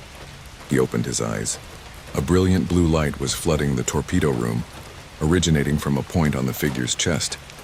It was his cutting torch, which he'd dropped in his panic. The beam had activated on impact, and it was slicing through the rusted copper of the old suit's torso. The figure staggered back, a silent, agonizing vocalization vibrating through the water, a wave of pressure that made Leo's teeth ache. The dark residue poured from the gash in its chest. It wasn't a physical being. Inside the suit there was nothing but shimmering, distorted water, and a swirling vortex of shadow and light. It was an apparition, a wound in reality itself, held together by sheer malevolence. It thrashed, its tendril-like hands clawing at its own chest, trying to stop the light that was unmaking it. Seizing his chance, Leo turned back to the hatch wheel. He put every ounce of his adrenaline-fueled strength into it. With a groan of protesting metal that screamed in agony, the wheel turned. The hatch was open. He scrambled into the torpedo tube, not daring to look back. He slammed the inner hatch, sealing himself in the narrow, coffin-like tube. Through the small porthole, he saw the figure writhe in the beam of the torch before it simply dissolved, its form collapsing into a cloud of inky residue that was quickly dispersed by the imperceptible water currents. It was gone, neutralized. He didn't wait.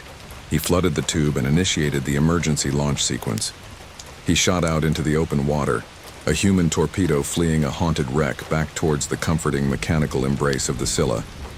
He didn't stop until he was sealed inside, the manipulator arms detaching from the Vales, the thrusters firing at maximum, pushing him away from the sunken tomb. 49:07. Leo, what happened? We lost your feed. Your biometrics were critical. Talk to me. Elias's voice was frantic, the professional calm shattered. Leo leaned back in his pilot's chair, his body trembling, his suit feeling cold and clammy. He stared at the sonar log recorder, the prize of his harrowing ordeal, now sitting innocently on the floor of the sub. He initiated the ascent protocols, the automated systems taking over. "I have the packager," he said, his voice a hoarse whisper. "I'm coming home." The ascent was long and silent. Leo didn't say another word, and Elias, sensing the deep trauma in his diver's voice, didn't push, only providing calm, procedural updates on their depth and ascent rate. As the Scylla rose through the crushing darkness, breaking through layer after layer of eternal night, Leo couldn't shake the feeling. He kept glancing at the shadows in the corners of his sub, at the reflections in the dark screens of his monitors. He had escaped the Velas, but he knew a part of that cold, crushing darkness had followed him. You can leave the abyss, but it never truly leaves you. Staring out at the featureless blue-black of the water rushing past, he had the distinct and terrifying feeling that he was not, and would never again be, truly alone in the deep. "The Trident, my name is Jax, and I'm a deep-sea salvage diver. Or at least I was now. Now I'm not sure what I am. I work off the Oceanus X, a state-of-the-art mobile salvage platform floating somewhere in the Pacific abyss, held stable by an array of dynamic positioning thrusters against the relentless currents. My job is to go where the light doesn't, to retrieve what the ocean takes. It's a lonely job, encased in a half-ton of reinforced polymer and steel, with only the voice of a mission commander in my ear for company. Most days it's just wrestling with debris or cutting through the rusted hulls of forgotten ships. But this last dive, this was different. The mission came through on a secure, quantum-encrypted channel, Priority 1. The Trident, a deep-sea research facility burrowed into the continental shelf, had gone silent. They were a top-of-the-line installation, a beacon of science at the bottom of the world, housing 50 of the brightest minds. And for 12 hours they hadn't sent so much as a single data packet.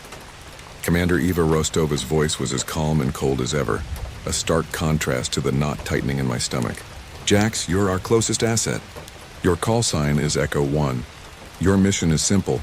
Find out what happened to the signal and assess the station's integrity. No heroics, just intel." The descent was always the worst part. The faint, sterile smell of ozone from the scrubbers and the persistent hum of the life support system did little to soothe the nerves. My submersible, the Manta, detached from the Oceanus X and began its slow, heavy fall into blackness. For 2 hours, the only view from my canopy was the swirling bioluminescence of deep-sea creatures and the occasional, ghostly shape of something too large to identify. The pressure gauge on my HUD climbed steadily, the numerals ticking over into atmospheres that defied comprehension. A constant low-frequency groan from the Manta's frame was a physical reminder that a single hairline fracture would mean being turned into paste instantly, as the Manta's active sonar finally pinged the Trident's location, painting a stark wireframe ghost on my primary display before my own floodlights cut through the murk. The station was massive, a sprawling complex of interconnected domes and tunnels clinging to the rock face like a metallic crab. Its running lights were off, save for a few sporadic emergency strobes that pulsed with a sickly, intermittent rhythm. It looked dead, yet my suit's sensors indicated power, low auxiliary power, but power nonetheless. "Oceanus, this is Echo 1. I've breached the outer hull. The station is on auxiliary power, but life support appears to be functional in the primary sectors. No signs of the crew. It's quiet. Too quiet," I reported, my voice tight. The Manta docked with a hiss and a solid clank at the primary airlock. I ran a dozen system checks before overriding the seal from my side. The inner door cycled open with a groan of stressed metal. The inside was pristine. Eerily so. The main concourse was empty, the workstations all powered down, chairs neatly tucked in. A half-finished game of chess sat on a table in the recreational area. A coffee mug rested on a console, a thin film of mold just starting to form on its cold contents. There were no signs of a struggle, no damage, no anything. It was like the crew had just vanished. "What the hell happened here?" I whispered, my voice swallowed by the cavernous space. I moved cautiously, my heavy mag boots clanking on the grated floor, the sound unnervingly loud in the silence. My suit's external microphones picked up only the low hum of the station's life support and the frantic beat of my own heart. As I ran a gauntleted hand over a nearby terminal, I felt the subtle, gritty texture of oxidized metal dust under my glove, an impossible sign of neglect in a place that should be hermetically perfect. I drew the heavy-duty plasma cutter from its holster on my thigh. Not standard procedure, but the silence was setting my teeth on edge. It wasn't a purpose-built object for defense, but down here you make do. I made my way toward the command center, hoping to access the station's logs. The corridors were just as empty, lined with sealed laboratory doors and personal quarters. A child's drawing was taped to one of the doors, a crayon sun smiling over a stick figure family. A lump formed in my throat. Families were common on long-term installations like the Trident. The command center was the same story, a ghost ship. The main view screen, which should have shown a live feed of the abyssal plane outside, was a blank dark screen. I accessed the main server. Most of the recent files were corrupted, strings of nonsensical code that made my HUD flicker, but a few fragmented logs remained. The first log I accessed was a security recording from the main concourse dated 3 days prior. It showed general panic, scientists and crew members running, their faces masks of terror. There was no sound, but their wide eyes and frantic gestures told the story. Then the lights flickered and died. The emergency lights bathed the scene in a hellish red glow. People were being dragged into the shadows by something unseen. Their silent vocalizations were somehow worse than if I could hear them. My breath hitched. The screen went to static. Oceanus, this is Echo 1. There was an attack. I don't know what it was, but there are casualties. I think everyone's gone. My voice trembled. Rostova's reply was clipped, professional. Acknowledged, Echo 1. Reviewing your suit's telemetry now. Mass casualty event confirmed. Per Directive 7 Gamma, your mission is now retasked to retrieval. Secure all research data, specifically Project Morpheus. Project Morpheus. I found the directory, firewalled and encrypted 6 ways from Sunday. It took me the better part of an hour to slice through the security. What I found was a series of research notes and video logs from the station's lead biologist, Dr. Eris Thorne. The final entry was a panicked, fragmented voice log. Log entry 74B, Dr. Thorne, Specimen Alpha. Containment was breached at 0347. His voice was strained, filled with a mix of scientific awe and sheer terror. It's not an organism, it's a network. We found it in a hydrothermal vent. A filamentous growth we thought was a new type of extreme offal. But it's more. The tendrils, they're not just flesh. They're conduits. It integrated with our systems. It's in the walls, in the code. It learned. God, it learned so fast. It mimics. It shows you what you want to see, or what you fear most. Don't trust your instruments. Don't trust your eyes. The log ended with a wet, tearing sound and a single choked-off vocalization. A cold dread, colder than the abyss outside, washed over me. I looked at the dark view screen. Was it just a blank screen, or was something looking back? My suit's proximity sensors suddenly blared to life. A massive energy signature right on top of me. But there was nothing there. Just empty air. Don't trust your instruments, Weir Thorne had said. I backed away from the console, my plasma cutter held out in front of me. The humming of the station seemed to deepen, to take on a strange rhythmic quality like breathing. The lights flickered again. For a split second, in the reflection on the dark screen, I didn't see myself. I saw a tall, gaunt figure standing right behind me, its limbs too long, its head tilted at an impossible angle. I spun around, the cutter whirring to life. Nothing. Empty space. My heart was a jackhammer against my ribs. Oceanus, I'm aborting. The station is a total loss. I'm coming back. Adammer negative, Echo 1, or Rostova's voice was ice. The data is paramount. Transmit the Morpheus files. That is your priority. You don't understand. I yelled, my professionalism shattering. There's something here. It neutralized the crew. I'll transmit the data, Jackson. The use of my name sent a shiver down my spine. It wasn't a request. I turned back to the console, my hands shaking. As I initiated the upload, the station plunged into complete darkness. Not even the emergency lights came on. My suit's headlamps were the only source of light, cutting a narrow, lonely beam through the oppressive black. The proximity alarm was still screaming in my ear, and then I heard it. A whisper. Not in my comms, but inside my head. It was a sweet, familiar voice. My mother's voice. She died 10 years ago. Jax, my boy, I'm so proud of you. Why don't you take off that heavy helmet and rest a while? Nonora. I gritted my teeth, fighting the swell of emotion, the primal urge to hear that voice again. You're not real. The whisper changed, shifting to Rostova's cool, commanding tone. Jax, you're compromised. Your suit's oxygen levels are critical. You need to remove your helmet. That's an order. Oh. I glanced at my HUD. Oxygen levels were at 98%. Liar. I started backing out of the command center, moving through the pitch-black corridors toward the airlock. The manta was my only hope. The breathing sound was louder now all around me. It felt like I was walking through the lungs of some colossal beast. I saw movement in the corner of my eye. I swung my light, illuminating a section of the corridor. A figure was slumped against the wall. A scientist in a lab coat, her head down. As my light hit her, she slowly looked up. Her eyes were gone, replaced by pulsing phosphorescent fibers that snaked out from her empty sockets and wove into the wall behind her, which was now coated in a shimmering, organic film. Dark residue matted the front of her coat. She opened her mouth and a chorus of voices poured out. The voices of the entire 50-person crew, a cacophony of pleas and warnings and vocalizations of agony. I didn't wait. I ran. My heavy boots were deafening as I sprinted through the dark, the horrifying symphony of voices chasing me. The station was fighting me. Doors would slam shut in my path, forcing me to find detours. The floor seemed to shift and buckle beneath my feet. The thing, Specimen Alpha, wasn't just in the station. It was the station. I rounded a corner and skidded to a halt. The way to the airlock was blocked, not by a door but by a wall of writhing black tendrils that sprouted from the floor, ceiling, and walls. They pulsed with a faint inner light, and woven within the mass were more figures, their bodies contorted, their faces frozen in silent horror, their flesh fused with the alien growth. The data upload is complete.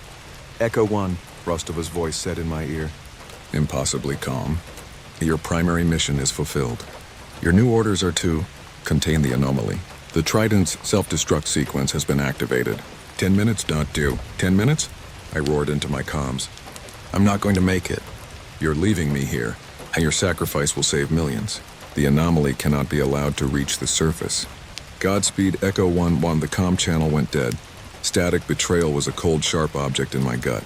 I was a loose end, a contaminated asset to be disposed of. The wall of tendrils began to writhe more furiously, advancing toward me. In the center of the mass, a shape was forming. It coalesced into a perfect mimicry of me, a dark, flickering copy made of shadow and light, wearing my salvage suit. It tilted its head, and my mother's voice whispered in my mind again. It's okay, Jax, we can be together now. Rage, pure and undiluted, burned through my fear. I wasn't going to be a specimen in this thing's collection. Get out of my head. I bellowed and charged.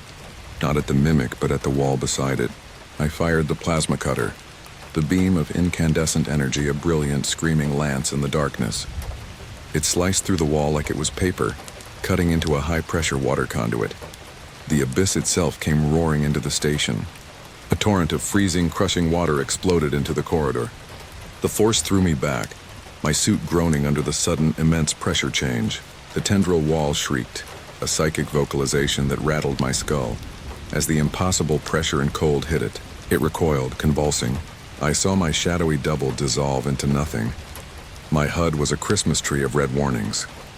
Hull integrity, 14%. LSS pressure alarm, external temp critical. I scrambled back toward the airlock, fighting against the violent current. The water was my enemy, but it was also my only chance.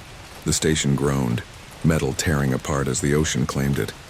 I stumbled into the airlock bay just as the Manta's outer hatch was beginning to buckle. I threw myself inside, slapped the emergency cycle button. The door sealed just as the bay behind me imploded.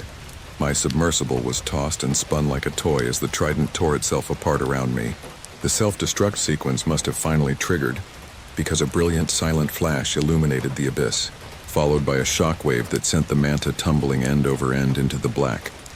I spent the next hour fighting for control, running emergency diagnostics and rerouting power. Slowly, painstakingly, I stabilized the sub. I was alive. Battered, bruised, my Manta half-wrecked, but alive. Personal log, timestamp, I don't even know. The clock on my HUD is glitching. My new objective is survival. I'm noting a cascade failure across my suit's diagnostic systems, originating from an external EM field. The station, it's not just a structure anymore. It feels alive and it feels hungry. I tried to contact the Oceanus X, nothing, they cut me off. They have their data and they left me for dead to cover it up. But they made one mistake. The data wasn't the only thing to get out. As I was running the final system checks before beginning my long, slow ascent, a new file appeared on my primary monitor. It wasn't there before. A single file pushed directly to my local drive, bypassing the Manta's firewall as if it wasn't there. It was titled Gift. I didn't open it. I couldn't. Because as the file appeared, I felt a flicker in my own mind. A whisper that wasn't a memory, but a promise. A presence that integrated with our systems, my suit systems, the Manta's systems, and the wetware in my own skull. I'm on my way back to the surface now, but I'm not alone in here. The Manta is limping, but it will make it. And when I get to the top, I'll have a new mission. Not for Rostova, not for the company. A mission for the new voice that whispers from the dark corners of my mind. The data was a seed, and they planted it in me. The abyss is coming to the surface, and I am its vessel. The lighthouse keeper's code. The rust bucket trawler that dropped Elias Thorne at St. Jude's Reach didn't linger. It was a smudge of smoke on the horizon within minutes, leaving him alone with the gulls and the groan of the sea. Timestamp, 16 hours. Personnel transfer complete. Station is now under my command. The lighthouse stood as a stark white needle against a bruised purple sky, a place that had claimed its last keeper, Thomas Sterling, a man Elias had known only by reputation. Steady, reliable, a rock. Until he wasn't. Elias hauled his gear up the winding stone steps, the air growing colder, saltier with each level. The official report was sparse. Keeper Thomas Sterling, presumed lost at sea. Station requires immediate manning. But the dockside whispers told a different story. They spoke of madness, of a man who simply walked into the waves, leaving behind a logbook filled with frantic, nonsensical entries. Elias was a professional, a man of logic and procedure. He believed in storms, equipment failure, and human error. He did not believe in presences. The living quarters were Spartan but orderly, just as Thomas would have kept them. A single bunk, a small galley, a desk with a heavy, leather-bound logbook. Elias ran a gloved hand over the worn cover. Item C4 on the handover manifest, or Keeper's log, Sterling T. He would conduct his own full station diagnostic first. Power systems, communications array, lamp mechanics. He decided to leave it for now, preferring to start his own watch with a clean slate. Routine was the anchor in a job like this. The lantern room at the top was his sanctuary, a glass-encased bubble against the raging elements. Down below, the diesel generator added a constant, low-frequency hum that vibrated up through the cold stone and into the soles of his boots, a familiar mechanical heartbeat. The air there was filled with the low drone of the rotating lens and the sharp metallic smell of ozone from the equipment. From here, he could see for 50 miles in every direction, a god of his own small, watery kingdom. The light was his. Responsibility, a pulsing, hypnotic heartbeat that kept the ship safe. He activated the primary rotational sequence, and the colossal Fresnel lens began its slow, majestic sweep, cutting through the encroaching dusk. The beam was a tangible thing, a solid bar of white that painted the churning waves. The first week was a study in solitude, the quiet punctuated only by the rhythmic groan of the lens mechanism and the static hiss of the radio. He performed daily checks, logging everything. 20 watt, main lamp voltage stable. 2005, rotational motor lubrication levels optimal. 2010, weather check, barometric pressure falling slightly. Elias kept his log meticulously, recording weather patterns, ship traffic, and equipment diagnostics. At night, he'd read old paperbacks, the words a comforting drone against the howl of the wind. He deliberately avoided Thomas's logbook. He didn't need another man's demons. He had his own. It was on the 8th night that the anomaly occurred. A signal, faint and rhythmic, crackled over the auxiliary channel at 22:15 hours. Modulation was non-standard, peaking at 95 dBm on the spectrum analyzer, too weak for voice, but clear in its cadence. It wasn't a distress call, not Morse, not any recognized maritime code. It was a sequence of 3 short bursts, a pause, then 2 long ones. ... dash dash. Over and over, an electronic murmur from the deep. Elias logged it, noting the frequency and bearing. It seemed to originate from a point a few miles offshore, where there was nothing but open water. He scanned the sea with his binoculars, but saw only the endless rolling black. He dismissed it as atmospheric interference, a phantom signal from a dying satellite. The next night it returned. Same time, same signal. ... This time it felt more insistent, less like static and more like a question. Elias found himself listening, head cocked, the book forgotten in his lap. The sound was unnervingly organic, like a strange digital whale song. It was a direct violation of Maritime Comms Protocol 7B to respond to an unsanctioned signal. Curiosity, that most dangerous of human traits, began to gnaw at him. By the 10th night he could no longer resist. The heavy logbook felt cold to the touch. He opened it, his own neat entries giving way to Thomas Sterling's familiar, precise script. The first few weeks of Thomas's final tour were as mundane as his own. Weather, maintenance, the lonely poetry of the sea. But then, Elias found the entry. Night 8. Unidentified signal detected. Bearing 270. Rhythmic. Non-standard. Logging as the siren's call. Elias's breath hitched. It was the same night in his own cycle. He read on, his sense of professional detachment evaporating with every turned page. Thomas had become obsessed with the signal.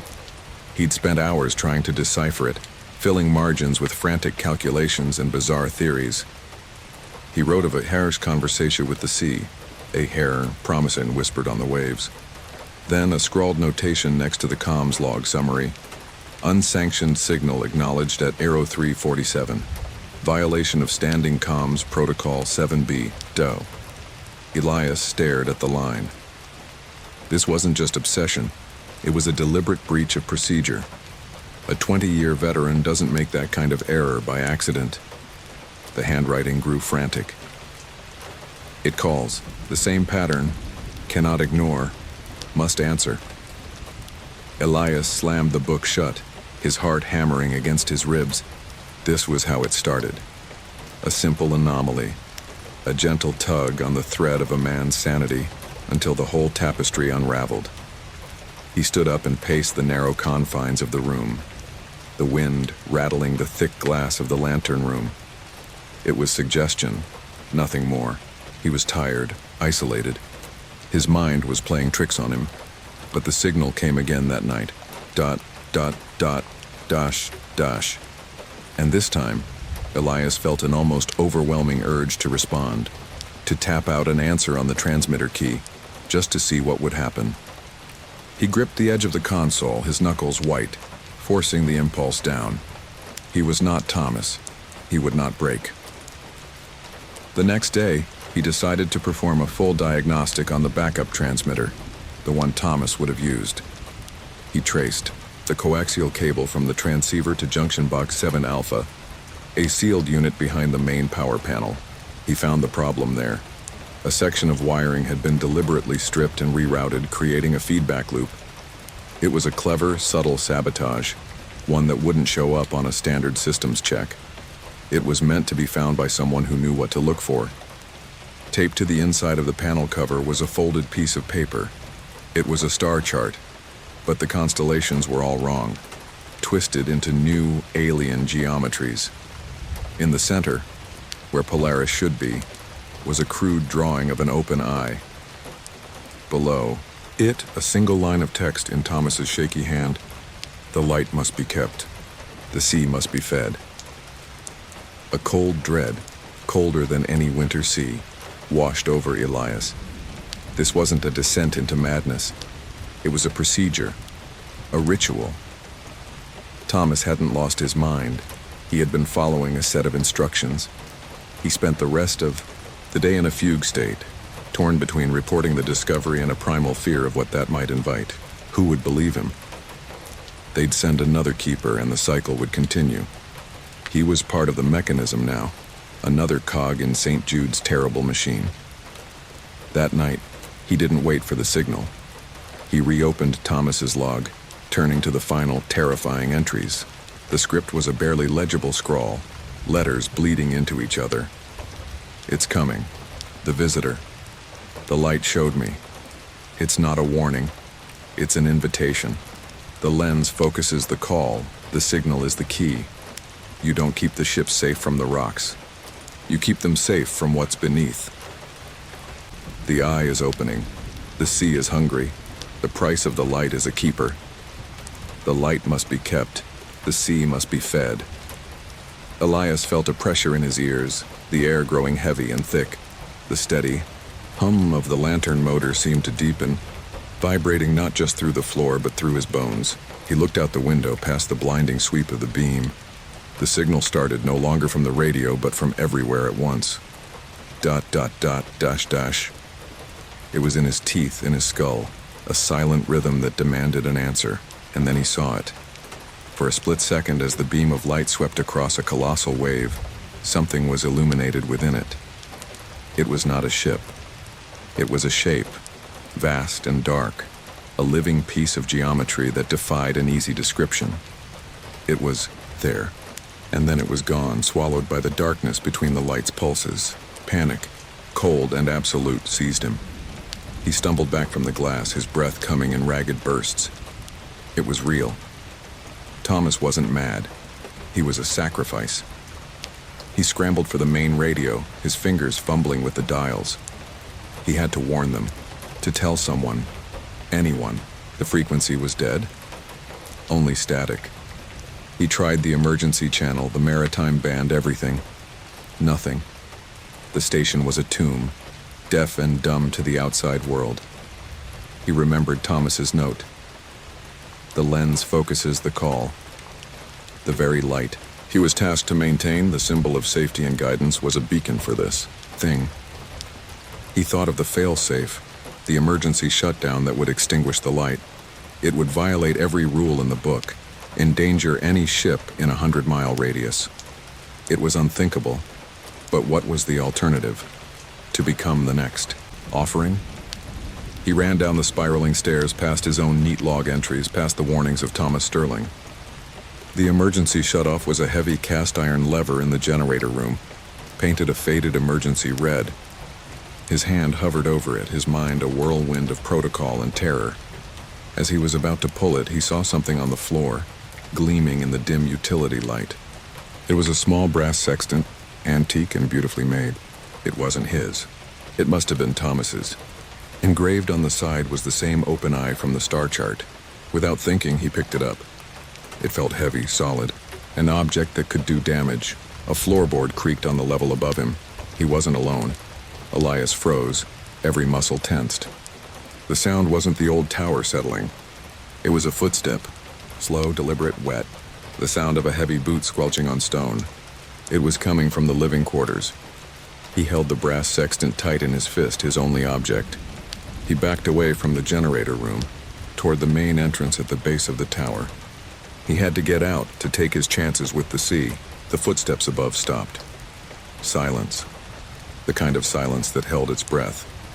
Then came a soft, wet scraping sound from the stairs he had just descended. It was coming down. Elias didn't wait. He threw his shoulder against the heavy oak door at the base of the tower. It was barred from the outside. A thick iron beam had been dropped into place. He was sealed in. Impossibly, inexplicably trapped. He hammered on the door, his fists raw, his voice hoarse. The scraping on the stairs grew closer, a rhythmic, dragging sound. He turned, pressing his back against the cold, unyielding wood, and looked up the spiral staircase into the oppressive darkness. A figure was descending. It wore the oilskin slicker and heavy boots of a lighthouse keeper, but it was wreathed in shadows, its form indistinct and wavering. Water, black and oily, dripped from the hem of its coat, pooling on the stone steps. It moved with a lurching, unnatural gait, 1 foot dragging behind it. "Thomas?" Elias whispered, the name of prayer. The figure stopped halfway down the stairs. It slowly lifted its head. In the gloom, Elias could just make out a face, but it was a pale, bloated mask, the features blurred and waterlogged, as if it had been submerged for a week. The eyes, however, were wide and staring, and they burned with a cold, pale light of their own. It wasn't Thomas. Not anymore. The light must be kept, the figure rasped, its voice a gurgling horror, the sound of water being forced from ruined lungs. The sea must be fed. This was the visitor, or what was left of the last one. The figure raised an arm, and from its sleeve something long and dark unfurled like a strand of kelp. It snaked through the air towards Elias, who made a vocalization, a raw, desperate sound that was swallowed by the groaning of the tower. He swung the heavy brass sextant, connecting with the reaching tendril. There was a wet tearing sound, and the tendril recoiled. The figure let out a low, guttural noise, a sound of fury and the abyssal deep. It started down the stairs again, faster this time, its dragging foot thudding a deathly rhythm.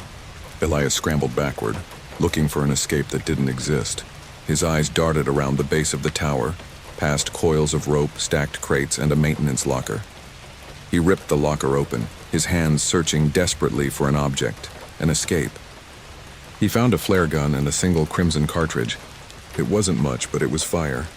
It was light. The figure was almost upon him, its waterlogged face a nightmare of drowned flesh. The smell of rot and the deep, cold ocean filled the air. Elias jammed the flare into the gun, his fingers shaking uncontrollably. He aimed at the thing that was once a man, the thing that would neutralize him and take his place. The sea can have you back. He yelled and pulled the trigger. The blast was deafening in the enclosed space. The flare erupted, a brilliant magnesium sun that illuminated every horrifying detail of the visitor's face. The seaweed tangled in its hair, the small pale crab skittering from its pockets, the black viscous dark residue that dripped from its open mouth. The figure recoiled, emitting a high-pitched vocalization of pain as the intense light set its oilskins smoldering. It stumbled back, shielding its burning eyes, its form flickering and dissolving in the glare. Elias didn't wait. He turned and ran, not for the barred door, but back up the stairs, past the sputtering, dissolving visitor, past the generators, past the living quarters. He ran towards the light. He burst into the lantern room, gasping for air, his heart threatening to explode. The signal was deafening in his mind now, a frantic, angry pulse. ... He looked out at the churning black water. He knew the visitor wasn't gone. It was just delayed. He had defied the ritual. He went to the main console, his mind strangely calm. The fear was still there, a cold stone in his gut, but it was overlaid with a chilling clarity. He couldn't leave. He couldn't fight. But he could follow the procedure. He could become part of the code. He found his own logbook, the pages still clean and white. He uncapped his pen, his hand steady. On the first blank page he wrote, Night 12. Keeper Elias Thorne presumed lost at sea. Station requires immediate manning. He then turned to the transmission key. The signal from the deep was waiting, answering. He rested his fingers on the cold brass. ... He began to tap out a reply, his movements slow and deliberate. He was no longer Elias Thorne, lighthouse keeper. He was a voice in a conversation as old as the sea itself. He was the siren, calling a new keeper to St. Jude's Reach. He was the lock, and he was the key. He would keep the light. He would feed the sea. Final log entry, Keeper Thorne, he thought, though he didn't write it. System status nominal. Commencing siren protocol. Awaiting transition. Now all he had to do was wait for his replacement to arrive, and for the final vocalization. The process was sound. The cycle unbroken. He was now a part of the lighthouse's code. The bends, the pressure at 2,200 meters is a physical presence. A constant, crushing weight that makes the half-inch thick titanium of my atmospheric diving suit feel like aluminum foil. Down here, the world is reduced to the cone of light from my helmet and the steady rhythmic pulse of my own breathing. My HUD projected a soft green overlay inside my helmet, displaying vital statistics. O2 saturation at 99.8%, CO2 at 0.04%, internal suit pressure stable at 1 atmosphere, external pressure at 221.7 bars. A digital chronometer ticked forward relentlessly. Dive log, Bureau 11532, subject mark, call sign Leviathan 1, is at target depth 2,200 meters. All biometric and suit system readings are nominal. Commencing pipeline inspection routine 8 Delta. The job was simple. Inspect a sub-oceanic oil pipeline for stress fractures. Monotony is safety in this line of work. Every weld, every joint, every meter of pipe was a known quantity. The unexpected is the enemy. I was 3 hours into my 6-hour shift, my mag boots crunching softly on the silty seabed, when my forward sonar pinged with an object that didn't belong. It wasn't a rock formation and it wasn't pipeline debris. It was a hard-defined return, flagged immediately by the pattern recognition software as non-geological. The recycled air in my helmet carried the faint metallic tang of my own nervous sweat, mixed with the ever-present low hum of the suit's CO2 scrubbers. The multi-beam echo sounder painted a shape that defied all geological models. A perfect rectangle, half buried in the abyssal muck. My instructions were clear. Report any anomalies, but do not deviate from the survey path unless a critical fault is detected. This, however, was beyond any anomaly described in the manual under Section C, subsection 12. Unidentified, subsea objects, Trauron, surface. This is Leviathan 1. I've got something weird on sonar, about 50 meters off my port side. It's artificial. Requesting ROV deployment for visual confirmation before I approach. My voice, filtered through the helium-rich breathing mix, came out tinny and high-pitched, a burst of static. Then the calm, measured voice of my dive supervisor, Harris, came through my earpiece. Copy that, Leviathan 1. We see the return on our repeaters. Deploying Nereid 3 to your position. Stand by. Protocol for unscheduled discoveries is now in effect. Maintain position and minimize contact. Stand by for instructions. I waited, the silence of the deep pressing in, broken only by the whirring of my suit's climate control and the distant thrum of the Triton's dynamic positioning thrusters miles above me. On a secondary display, I watched the telemetry from the remotely operated vehicle as it descended, its own powerful lights cutting a new swath through the darkness, the ROV's camera feed patched into my HUD, giving me a third-person view of my own bulky suit standing sentinel in the ink. The object was a sarcophagus. There was no other word for it. It was long, obsidian black, and covered in intricate carvings that seemed to drink the light from my lamp and the ROVs. The glyphs were unlike any human language, a chaotic geometry of spirals and jagged lines that made my head ache just looking at them. The material wasn't stone or any metal I could identify. My suit's basic material scanner returned only a string of errors under mass, spec analysis, unknown element. I ran a macro on my camera feed, zooming in on the glyphs. They were non-Euclidean, seeming to shift and writhe at the edge of my vision, a trick of the thermocline and the focused beam of my light.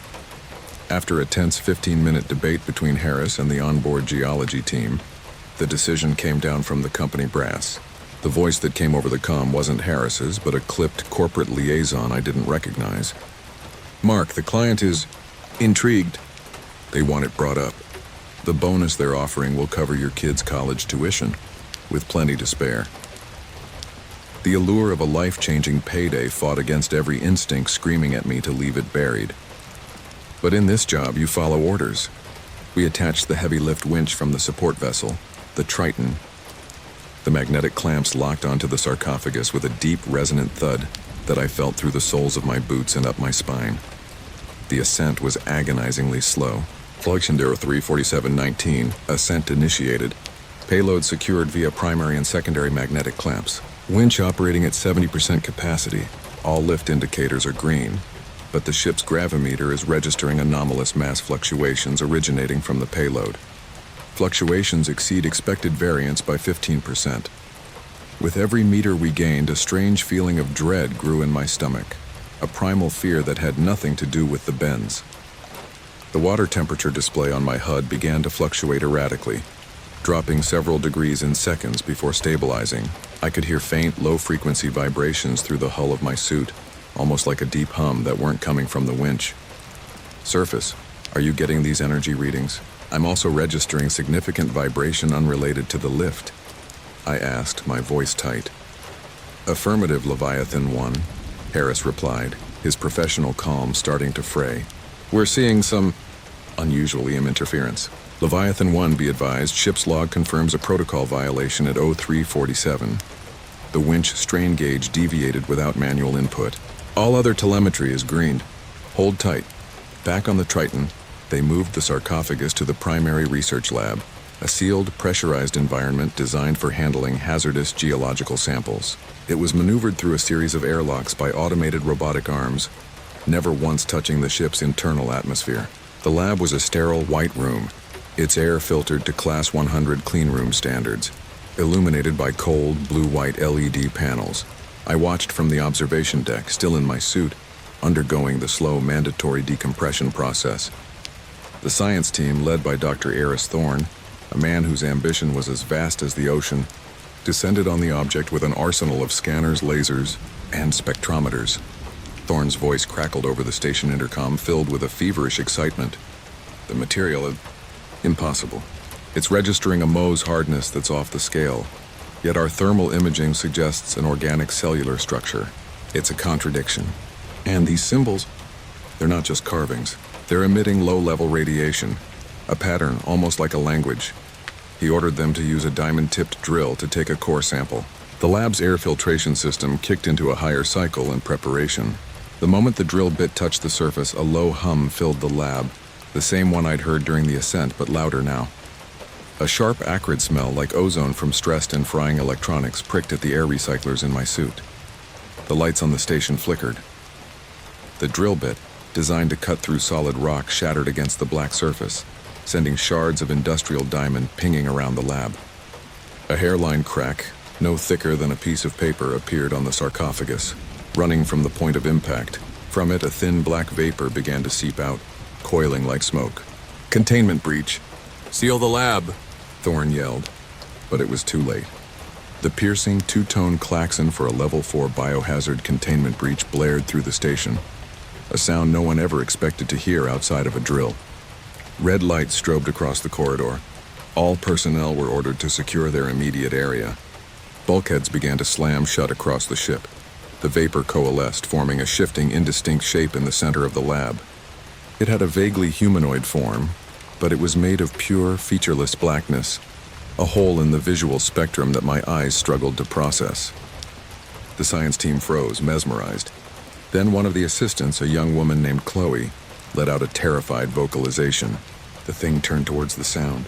It didn't move like anything physical, it simply flowed, crossing the 10-meter lab in an instant. It passed through her and she collapsed, a silent puppet with its strings cut. There was no wound, no mark, but a thin trickle of dark residue escaped the corner of her mouth. Panic erupted. The remaining scientists scrambled for the sealed door, but the station's emergency protocols had locked it tight. The black presence moved again, a blur of motion. One by one, the team fell. Thorne, the last one standing, grabbed a heavy fire extinguisher, a makeshift object, and threw it. The canister passed straight through the entity and clanged uselessly against the far wall. The presence enveloped him, and he dropped to the floor, his eyes wide and vacant. My comms unit exploded with panicked vocalizations, alarms, and the chilling, final sound of flatlining heart monitors from the science team's own biomonitors. Then, silence. I was trapped in the decompression chamber, a helpless observer behind reinforced plexiglass. The black presence paused over the fallen figures, and then it turned its non-face towards me. It had no eyes, but I felt it looking. It knew I was there. It glided towards the observation window, its form rippling, and pressed itself against the glass. The air in my chamber grew impossibly cold. My suit's environmental control kicked in, fighting a losing battle. Frost began to spiderweb across the inside of the window, originating from where the thing touched it. A voice entered my head. It wasn't a sound. It was a pure conceptual transmission, a feeling of ancient cosmic loneliness and a hunger that was billions of years old. It showed me images, flashes of dead stars and crumbling galaxies, of entire civilizations turned to dust. It was a prisoner, and we had just opened its cell. The thought was so alien, so overwhelming, that a sharp pain lanced through my skull. Alert. Neurological stress indicators are critical. A calm, automated voice said in my helmet, "Breathe. Telemetry indicates elevated heart rate and cortisol levels." Then, it was gone. It didn't leave the room. It just seeped through the sealed bulkhead as if it were porous as a sponge. Alarms began to sound all over the Triton. I heard distant, muffled vocalizations, the thud of running feet, and then the chilling, abrupt silences that followed. It was moving through the ship, and it was efficient. It was hunting. It was going to neutralize everyone. My decompression cycle still had 2 hours left. I was a sitting duck. My heart hammered against my ribs as I listened to the death of my ship over the comm system. Harris's voice came through one last time, not as a supervisor, but as a terrified man. "It's in the control room." "Oh God, it's not." The transmission cut to static. The station's primary power failed, and the emergency lights bathed my chamber in a hellish red glow. My suit's internal power was all I had left. I could hear it now, a soft, wet scraping sound getting closer. It was coming for me. The main door to the decompression area was sealed, but I knew that wouldn't stop it. I saw the handle on the manual override for the external hatch, the one that opened directly into the crushing abyss. It wasn't a choice between life and death. It was a choice of how to die. The scraping was right outside my chamber door. I saw the metal of the door begin to warp inwards, the locking bolts groaning under a force they were never designed to withstand. The blackness was beginning to ooze through the seams. I looked at the external hatch override, a heavy steel lever painted bright yellow. With my suit on, I was safe from the pressure, but my oxygen was finite. Opening that door would send me and this entire section of the ship into the deep. It was my only move. Neutralize it, or at least try to trap it back in the one place it couldn't escape. With a final desperate breath, I slammed my gauntlet against the override. There was a deafening bang of explosive bolts firing, and the external hatch blew open. The ocean rushed in with unimaginable violence. The world became a chaotic nightmare of swirling water, shrieking metal, and the crushing final pressure. I saw the black presence for a split second, its form torn apart and scattered by the maelstrom, before the entire decompression module was ripped from the Triton's hull and plunged back into the darkness. Now I am falling. The wreck of the chamber tumbles end over end into the abyss. My suit's light the only star in an infinite black. The comms are dead. The world is silent again. The once green text on my HUD was now a deep, ominous crimson. Oxygen reserves critical. CO2 levels lethal. The CO2 warning chimes softly. A final polite notification of my impending system failure. I don't know if I neutralized the presence or just released it into the world. I only know that some things are buried for a reason, and we in our arrogance had become the shovels. I close my eyes and wait for the bends. The anthropologist's burden, my colleague, Dr. Eris Thorne, was a man of science, but his office was a testament to a different kind of belief system. The air carried a distinct, layered scent, the dry rustle of ancient paper mixed with the sharp, sterile tang of artifact preservative. It was less an academic study and more a dragon's hoard of forgotten histories. Maps of digs covered entire walls marked with pins and frantic strings of yarn. Shelves overflowed with artifacts in sealed, climate-controlled cases. Fragments of Uruk period bevel-rimmed bowls, rows of tarnished bronze tools from the Fertile Crescent, and one particularly unsettling collection of grinning, elongated skulls from a Nazca excavation he'd led years ago. We in the anthropology department called him the custodian of curses. It was a joke, of course, until it wasn't. The first sign something was wrong wasn't a gut feeling, but an automated email from the faculty server. Status inquiry. Thorne, Eris no login activity for 72 hours. This, combined with his missed lectures, triggered the official protocol. He was a creature of habit, fueled by black coffee and an obsessive dedication that bordered on mania. His office door was locked, his calls routed directly to a full voicemail box. Department policy mandated a welfare check after 48 hours of unexplained absence, and he was well past that. So with the head of department and a campus security guard in tow, I used the master key. The lock clicked open and the smell hit us first. It wasn't the smell of decay, not in the biological sense. It was the smell of old copper, of ozone from failing electronics, and something else. A faint mineralic tang of geosmin. The scent of earth that has been sealed away from the air for eons. It was the smell of old dust from a tomb that hadn't seen light in millennia, but it was disturbingly fresh. Eris was at his desk, slumped over a large, black clay tablet. He wasn't sleeping. His skin had a waxy gray pallor, and his eyes, wide and staring, reflected a terror so profound it seemed etched into the very structure of his bones.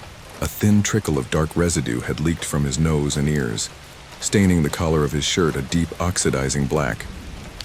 The campus guard, a young man who'd probably only ever dealt with plagiarism and underage drinking, took a stumbling step back, his hand hovering near the object on his belt. The head of department, a stoic woman named Dr. Albright, simply said, "Or call it in. Seal the room." But my eyes were fixed on the tablet. The air around it felt dense, carrying a palpable static charge that made the fine hairs on my arms rise. It was the centerpiece of the room, positioned under a harsh desk lamp. It was about 2 feet square, made of a stone so black it seemed to drink the light. Its surface was covered in a dense web of cuneiform script, but it was unlike any I'd ever seen. The characters weren't merely inscribed. They seemed to writhe, to shift at the edge of my vision, forming impossible non-Euclidean angles. The longer I looked, the more a low-level hum seemed to resonate in my skull, a subtle pressure behind the eyes. I felt a dizzying sense of vertigo, as if I were looking down a well that had no bottom. The police came and went. The coroner's report was inconclusive. Massive, simultaneous cerebral and coronary hemorrhages. No foul play suspected. Aneurysm was the word they settled on. A neat clinical explanation for an event that felt anything but. The department declared it a tragic accident, a case of a brilliant mind working himself to death. They boxed up his personal effects and began the process of reassigning his classes, but they left the tablet. It was officially department property, an artifact from his last university-funded dig, and by some unspoken consensus, or perhaps a shared primal fear no one wanted to admit, I was made its de facto custodian. I was his junior colleague, his protege. The burden, it seemed, was now mine. I couldn't leave it alone. Eris was meticulous. He wouldn't have just died. He would have documented everything. I spent a week poring over his digital files, his handwritten notes, his logbooks. Most of it was standard research, cross-referencing Sumerian king lists and cosmological texts, running comparisons through the university's historiography database. But then I found his private log, a password-protected file hidden deep in his server directory. The password was Ereshkigal, the Sumerian queen of the underworld. The first few entries were standard archaeological notes, detailing the tablet's discovery in a previously unknown, lead-lined Sumerian vault. Then they grew erratic. Timestamp 22:18. Initial spectral analysis is complete. Results are impossible. The material doesn't correspond to any known terrestrial geology. It absorbs light at a rate of 99.98%. It's a literal black hole on my desk. Timestamp 0347. Accessing primary research drive. Protocol 4.11b regarding unsanctioned artifact interaction has been formally breached. The diagnostic scan returned a cascade failure. The object is not passive. It is responsive. Timestamp 0415. It whispers. It promises knowledge. Data sets men would neutralize empires for. Security Protocol 7.3 regarding mimetic hazards has been knowingly bypassed. I must know more. A later entry. The cuneiform isn't a language. It's a circuit, a trap. The symbols are anchors for something that exists outside of our perceived dimensions. It's been waiting. It offers visions in exchange for focus, attention, life. The last entry was timestamped just an hour before his estimated time of death. It showed me the city where it was forged. A city of black stone under a dying star. The architects weren't human. They didn't build with hands. They built with vocalizations, shaping reality with harmonic frequencies. I tried to record the sound. The microphone melted. The tablet is a cage, but it's also a key. I think I see the lock. A cold dread, slick and oily, washed over me.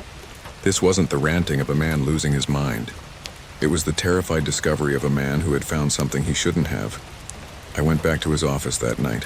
The campus was quiet, the halls of the anthropology building echoing with the hum of servers and the ticking of clocks. I let myself in, the air still thick with that coppery, ancient smell. I stood before the tablet, its surface a void in the dim light. I remembered Eris's words, a circuit, a trap. I made a decision I still can't rationally justify. I had to know. I had to see what he saw. I set up a high-resolution, full-spectrum camera and a spread of audio recorders, including a parabolic dish for directed listening and hydrophones repurposed to detect subsonic vibrations through the desk itself. I wanted to capture everything, from the highest ultrasound frequencies down to the infrasonic dirge I suspected it was emitting. I sat at his desk in his chair and I looked at the tablet. I didn't try to decipher it. I just looked, letting my gaze soften, letting the strange, writhing symbols pull my focus. The hum started just as before, a pressure in my sinuses. The edges of the room began to blur, the sounds of the building fading into a low oceanic roar.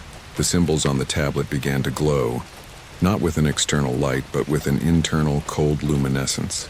They lifted from the surface, swimming in the air between me and the stone, rearranging themselves into new and terrifying patterns. My head was filled with a sound that was not a sound. It was a deluge of information, of sensation. I saw it, the city of black stone, towers that pierced skies of bruised purple and sickly green. A vast dead star hung like a baleful eye overhead. And the architects, they were beings of pure geometry and sound, shifting and coalescing. Their very presence a symphony of dissonant, reality-bending tones. They weren't building a city, they were composing it. I saw the tablet's creation.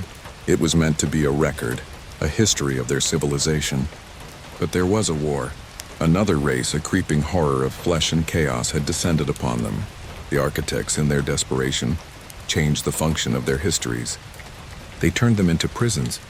They encoded the essence of their enemies into the stone, trapping them in a looping, recursive paradox of their own hateful existence. The tablet wasn't a history book. It was a cage for a cosmic monstrosity. Then the vision shifted. I was seeing through the prisoner's eyes. It saw me. It felt my attention, my focus, like a warm ray of sunshine on its ancient cold skin. It had fed on Eris's life force, draining him dry a little at a time, and now it was turning its attention to me. I felt a profound sucking emptiness, a psychic leeching that left me cold and hollow. It showed me images of my own life twisted into mockeries. It showed me my parents' loving faces contorting into masks of contempt. It showed me my proudest academic achievements turning to ash in my hands. It was trying to break my will, to make me give in, to open the door of my mind just a little wider so it could slip through. A primal, biological terror cut through the vision, a pure animal instinct to survive. I broke eye contact, throwing myself back in the chair with a guttural vocalization of pure fear. The chair toppled, and my head struck the floor with a sickening thud. The world snapped back into focus. The symbols settled back onto the tablet. The hum in my skull ceased. I lay on the floor, gasping, my heart hammering against my ribs like a trapped bird. The recorders were all dead, their electronics fried. The camera's lens was cracked. A single thick drop of dark residue dripped from my right nostril onto the linoleum floor. I understood then. Eris hadn't just died.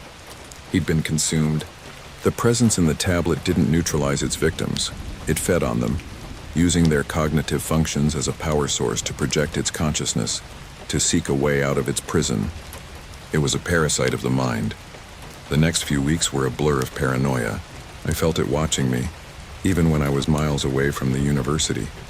I would see the cuneiform patterns in the wood grain of my desk, in the cracks of a sidewalk, in the static of a dead television channel.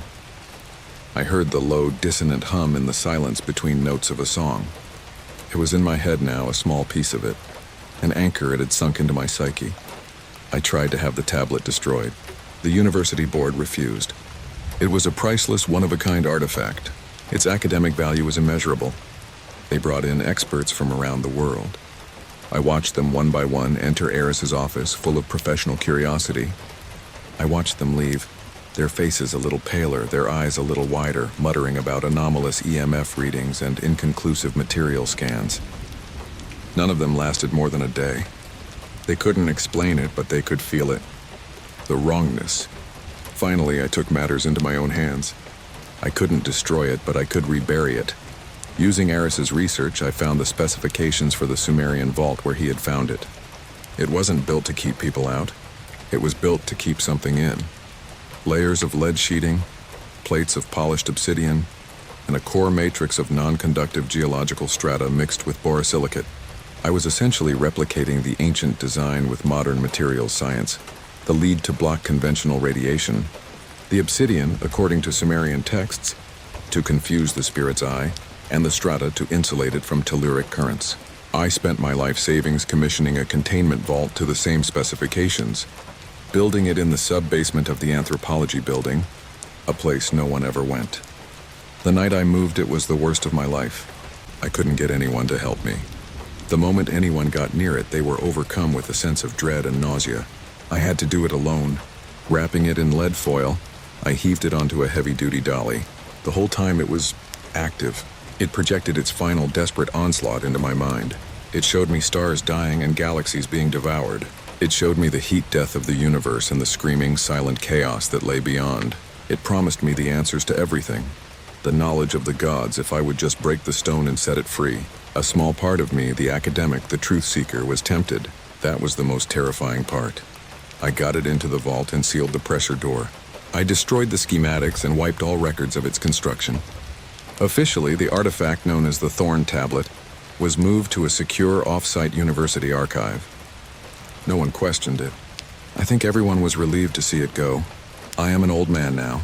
I retired from the university years ago, but I still have the only key to that sub-basement vault. Sometimes, on quiet nights, I think I can still feel it, humming deep beneath the foundations of the building. A silent, malevolent intelligence trapped in a cage of stone and clay. It's waiting. It has all the time in the world. Eris Thorn was called the custodian of curses. A joke. But he passed the curse to me. I am the new custodian. I write this now as a warning. A final log entry in a story that should have ended with my friend. Do not seek knowledge that is not meant for you. Do not open doors that were sealed for a reason. And if you ever find a black tablet that whispers in the dark, run. Because some things are not meant to be discovered, and the only thing truly buried was the truth. The caretaker, Arthur, considered himself a historian of lost moments. His domain was the sub-basement archive of the Orpheus Film Institute, a climate-controlled catacomb filled with the celluloid specters of a forgotten age. He was the sole caretaker, a librarian of light and shadow. His job was simple: to preserve, to win, to clean, to catalog, and most importantly, to watch. The Institute had acquired a massive collection from a defunct silent film studio, Ethelred Pictures. The studio, a flash in the pan of the 1920s, had produced dozens of films before burning down under mysterious circumstances in 1929. Most of its work was considered lost forever. This discovery was the find of a lifetime. Crates of rusting film canisters, their labels faded to illegibility, had been sitting in a warehouse in New Jersey for almost a century. Arthur's life became a patient ritual. Each day he'd select a canister, pry open the rusted lid, and carefully extract the reel. The films were fragile, nitrate stock that could crumble to dust or ignite with a stray spark. He worked in a small, temperature-controlled viewing room, equipped with a vintage Steenbeck editing table. Its gentle sprockets were kinder to old film than modern projectors. He loved the silent world that flickered to life under his hands. The actors, with their painted faces and dramatic gestures, were like figures from a dream. He saw starlets who never became stars, and leading men whose careers were cut short by sound, war, or tragedy. He was their only audience, the final witness to their fleeting fame. Most of Ethelred's films were unremarkable melodramas or slapstick comedies. But then he found a canister with a simple handwritten label, The Caretaker. There was no production number, no director's name, just those two words. The film was in remarkably good condition. As he threaded it onto the Steenbeck, a strange coldness filled the room. The thermostat on the wall read a steady 64 degrees, as always, but Arthur felt a chill crawl up his spine. He dismissed it as a draft and focused on the screen. The film began. The quality was astounding, crisp and clear, unlike the grainy, scratched prints he was used to. It opened on a large, opulent room, a library or a study. A man, the titular caretaker, was polishing a collection of silver curios on a mantelpiece. He was gaunt, with tired eyes and a perfectly neat black suit. The title cards were simple, stark white text on a black background. The caretaker tends to his collection. The caretaker was meticulous. He handled each object with a reverence that bordered on worship. The camera lingered on his long, slender fingers as they cleaned a silver locket, a music box, a tarnished hand mirror. There was no plot, just this silent, focused activity. Arthur was mesmerized. The actor's performance was unnervingly real, his loneliness and obsessive focus palpable even across the decades. He watched for what felt like hours. The caretaker moved from his silver to a collection of taxidermied animals. He smoothed the feathers of a great horned owl, his touch gentle. He adjusted a stoat in a glass case, its beady eyes staring into nothing. Arthur felt a growing unease. The film was circular, repetitive. The caretaker would finish his rounds and simply begin again. There was no one else in the film. No other actors, no narrative arc. Just this man and his collection, trapped in a silent, endless loop of preservation. It was a film about his own life, a distorted reflection in brittle celluloid. Scene break days turned into a week, and Arthur found himself unable to move on to the next canister. He kept rewatching The Caretaker. He started taking notes, trying to decipher some hidden meaning. He noticed things. A flicker in the background that might be a shadow moving on its own. A moment where the caretaker's reflection in the hand mirror seemed to lag a fraction of a second behind his actual movement. His diligence started to slip.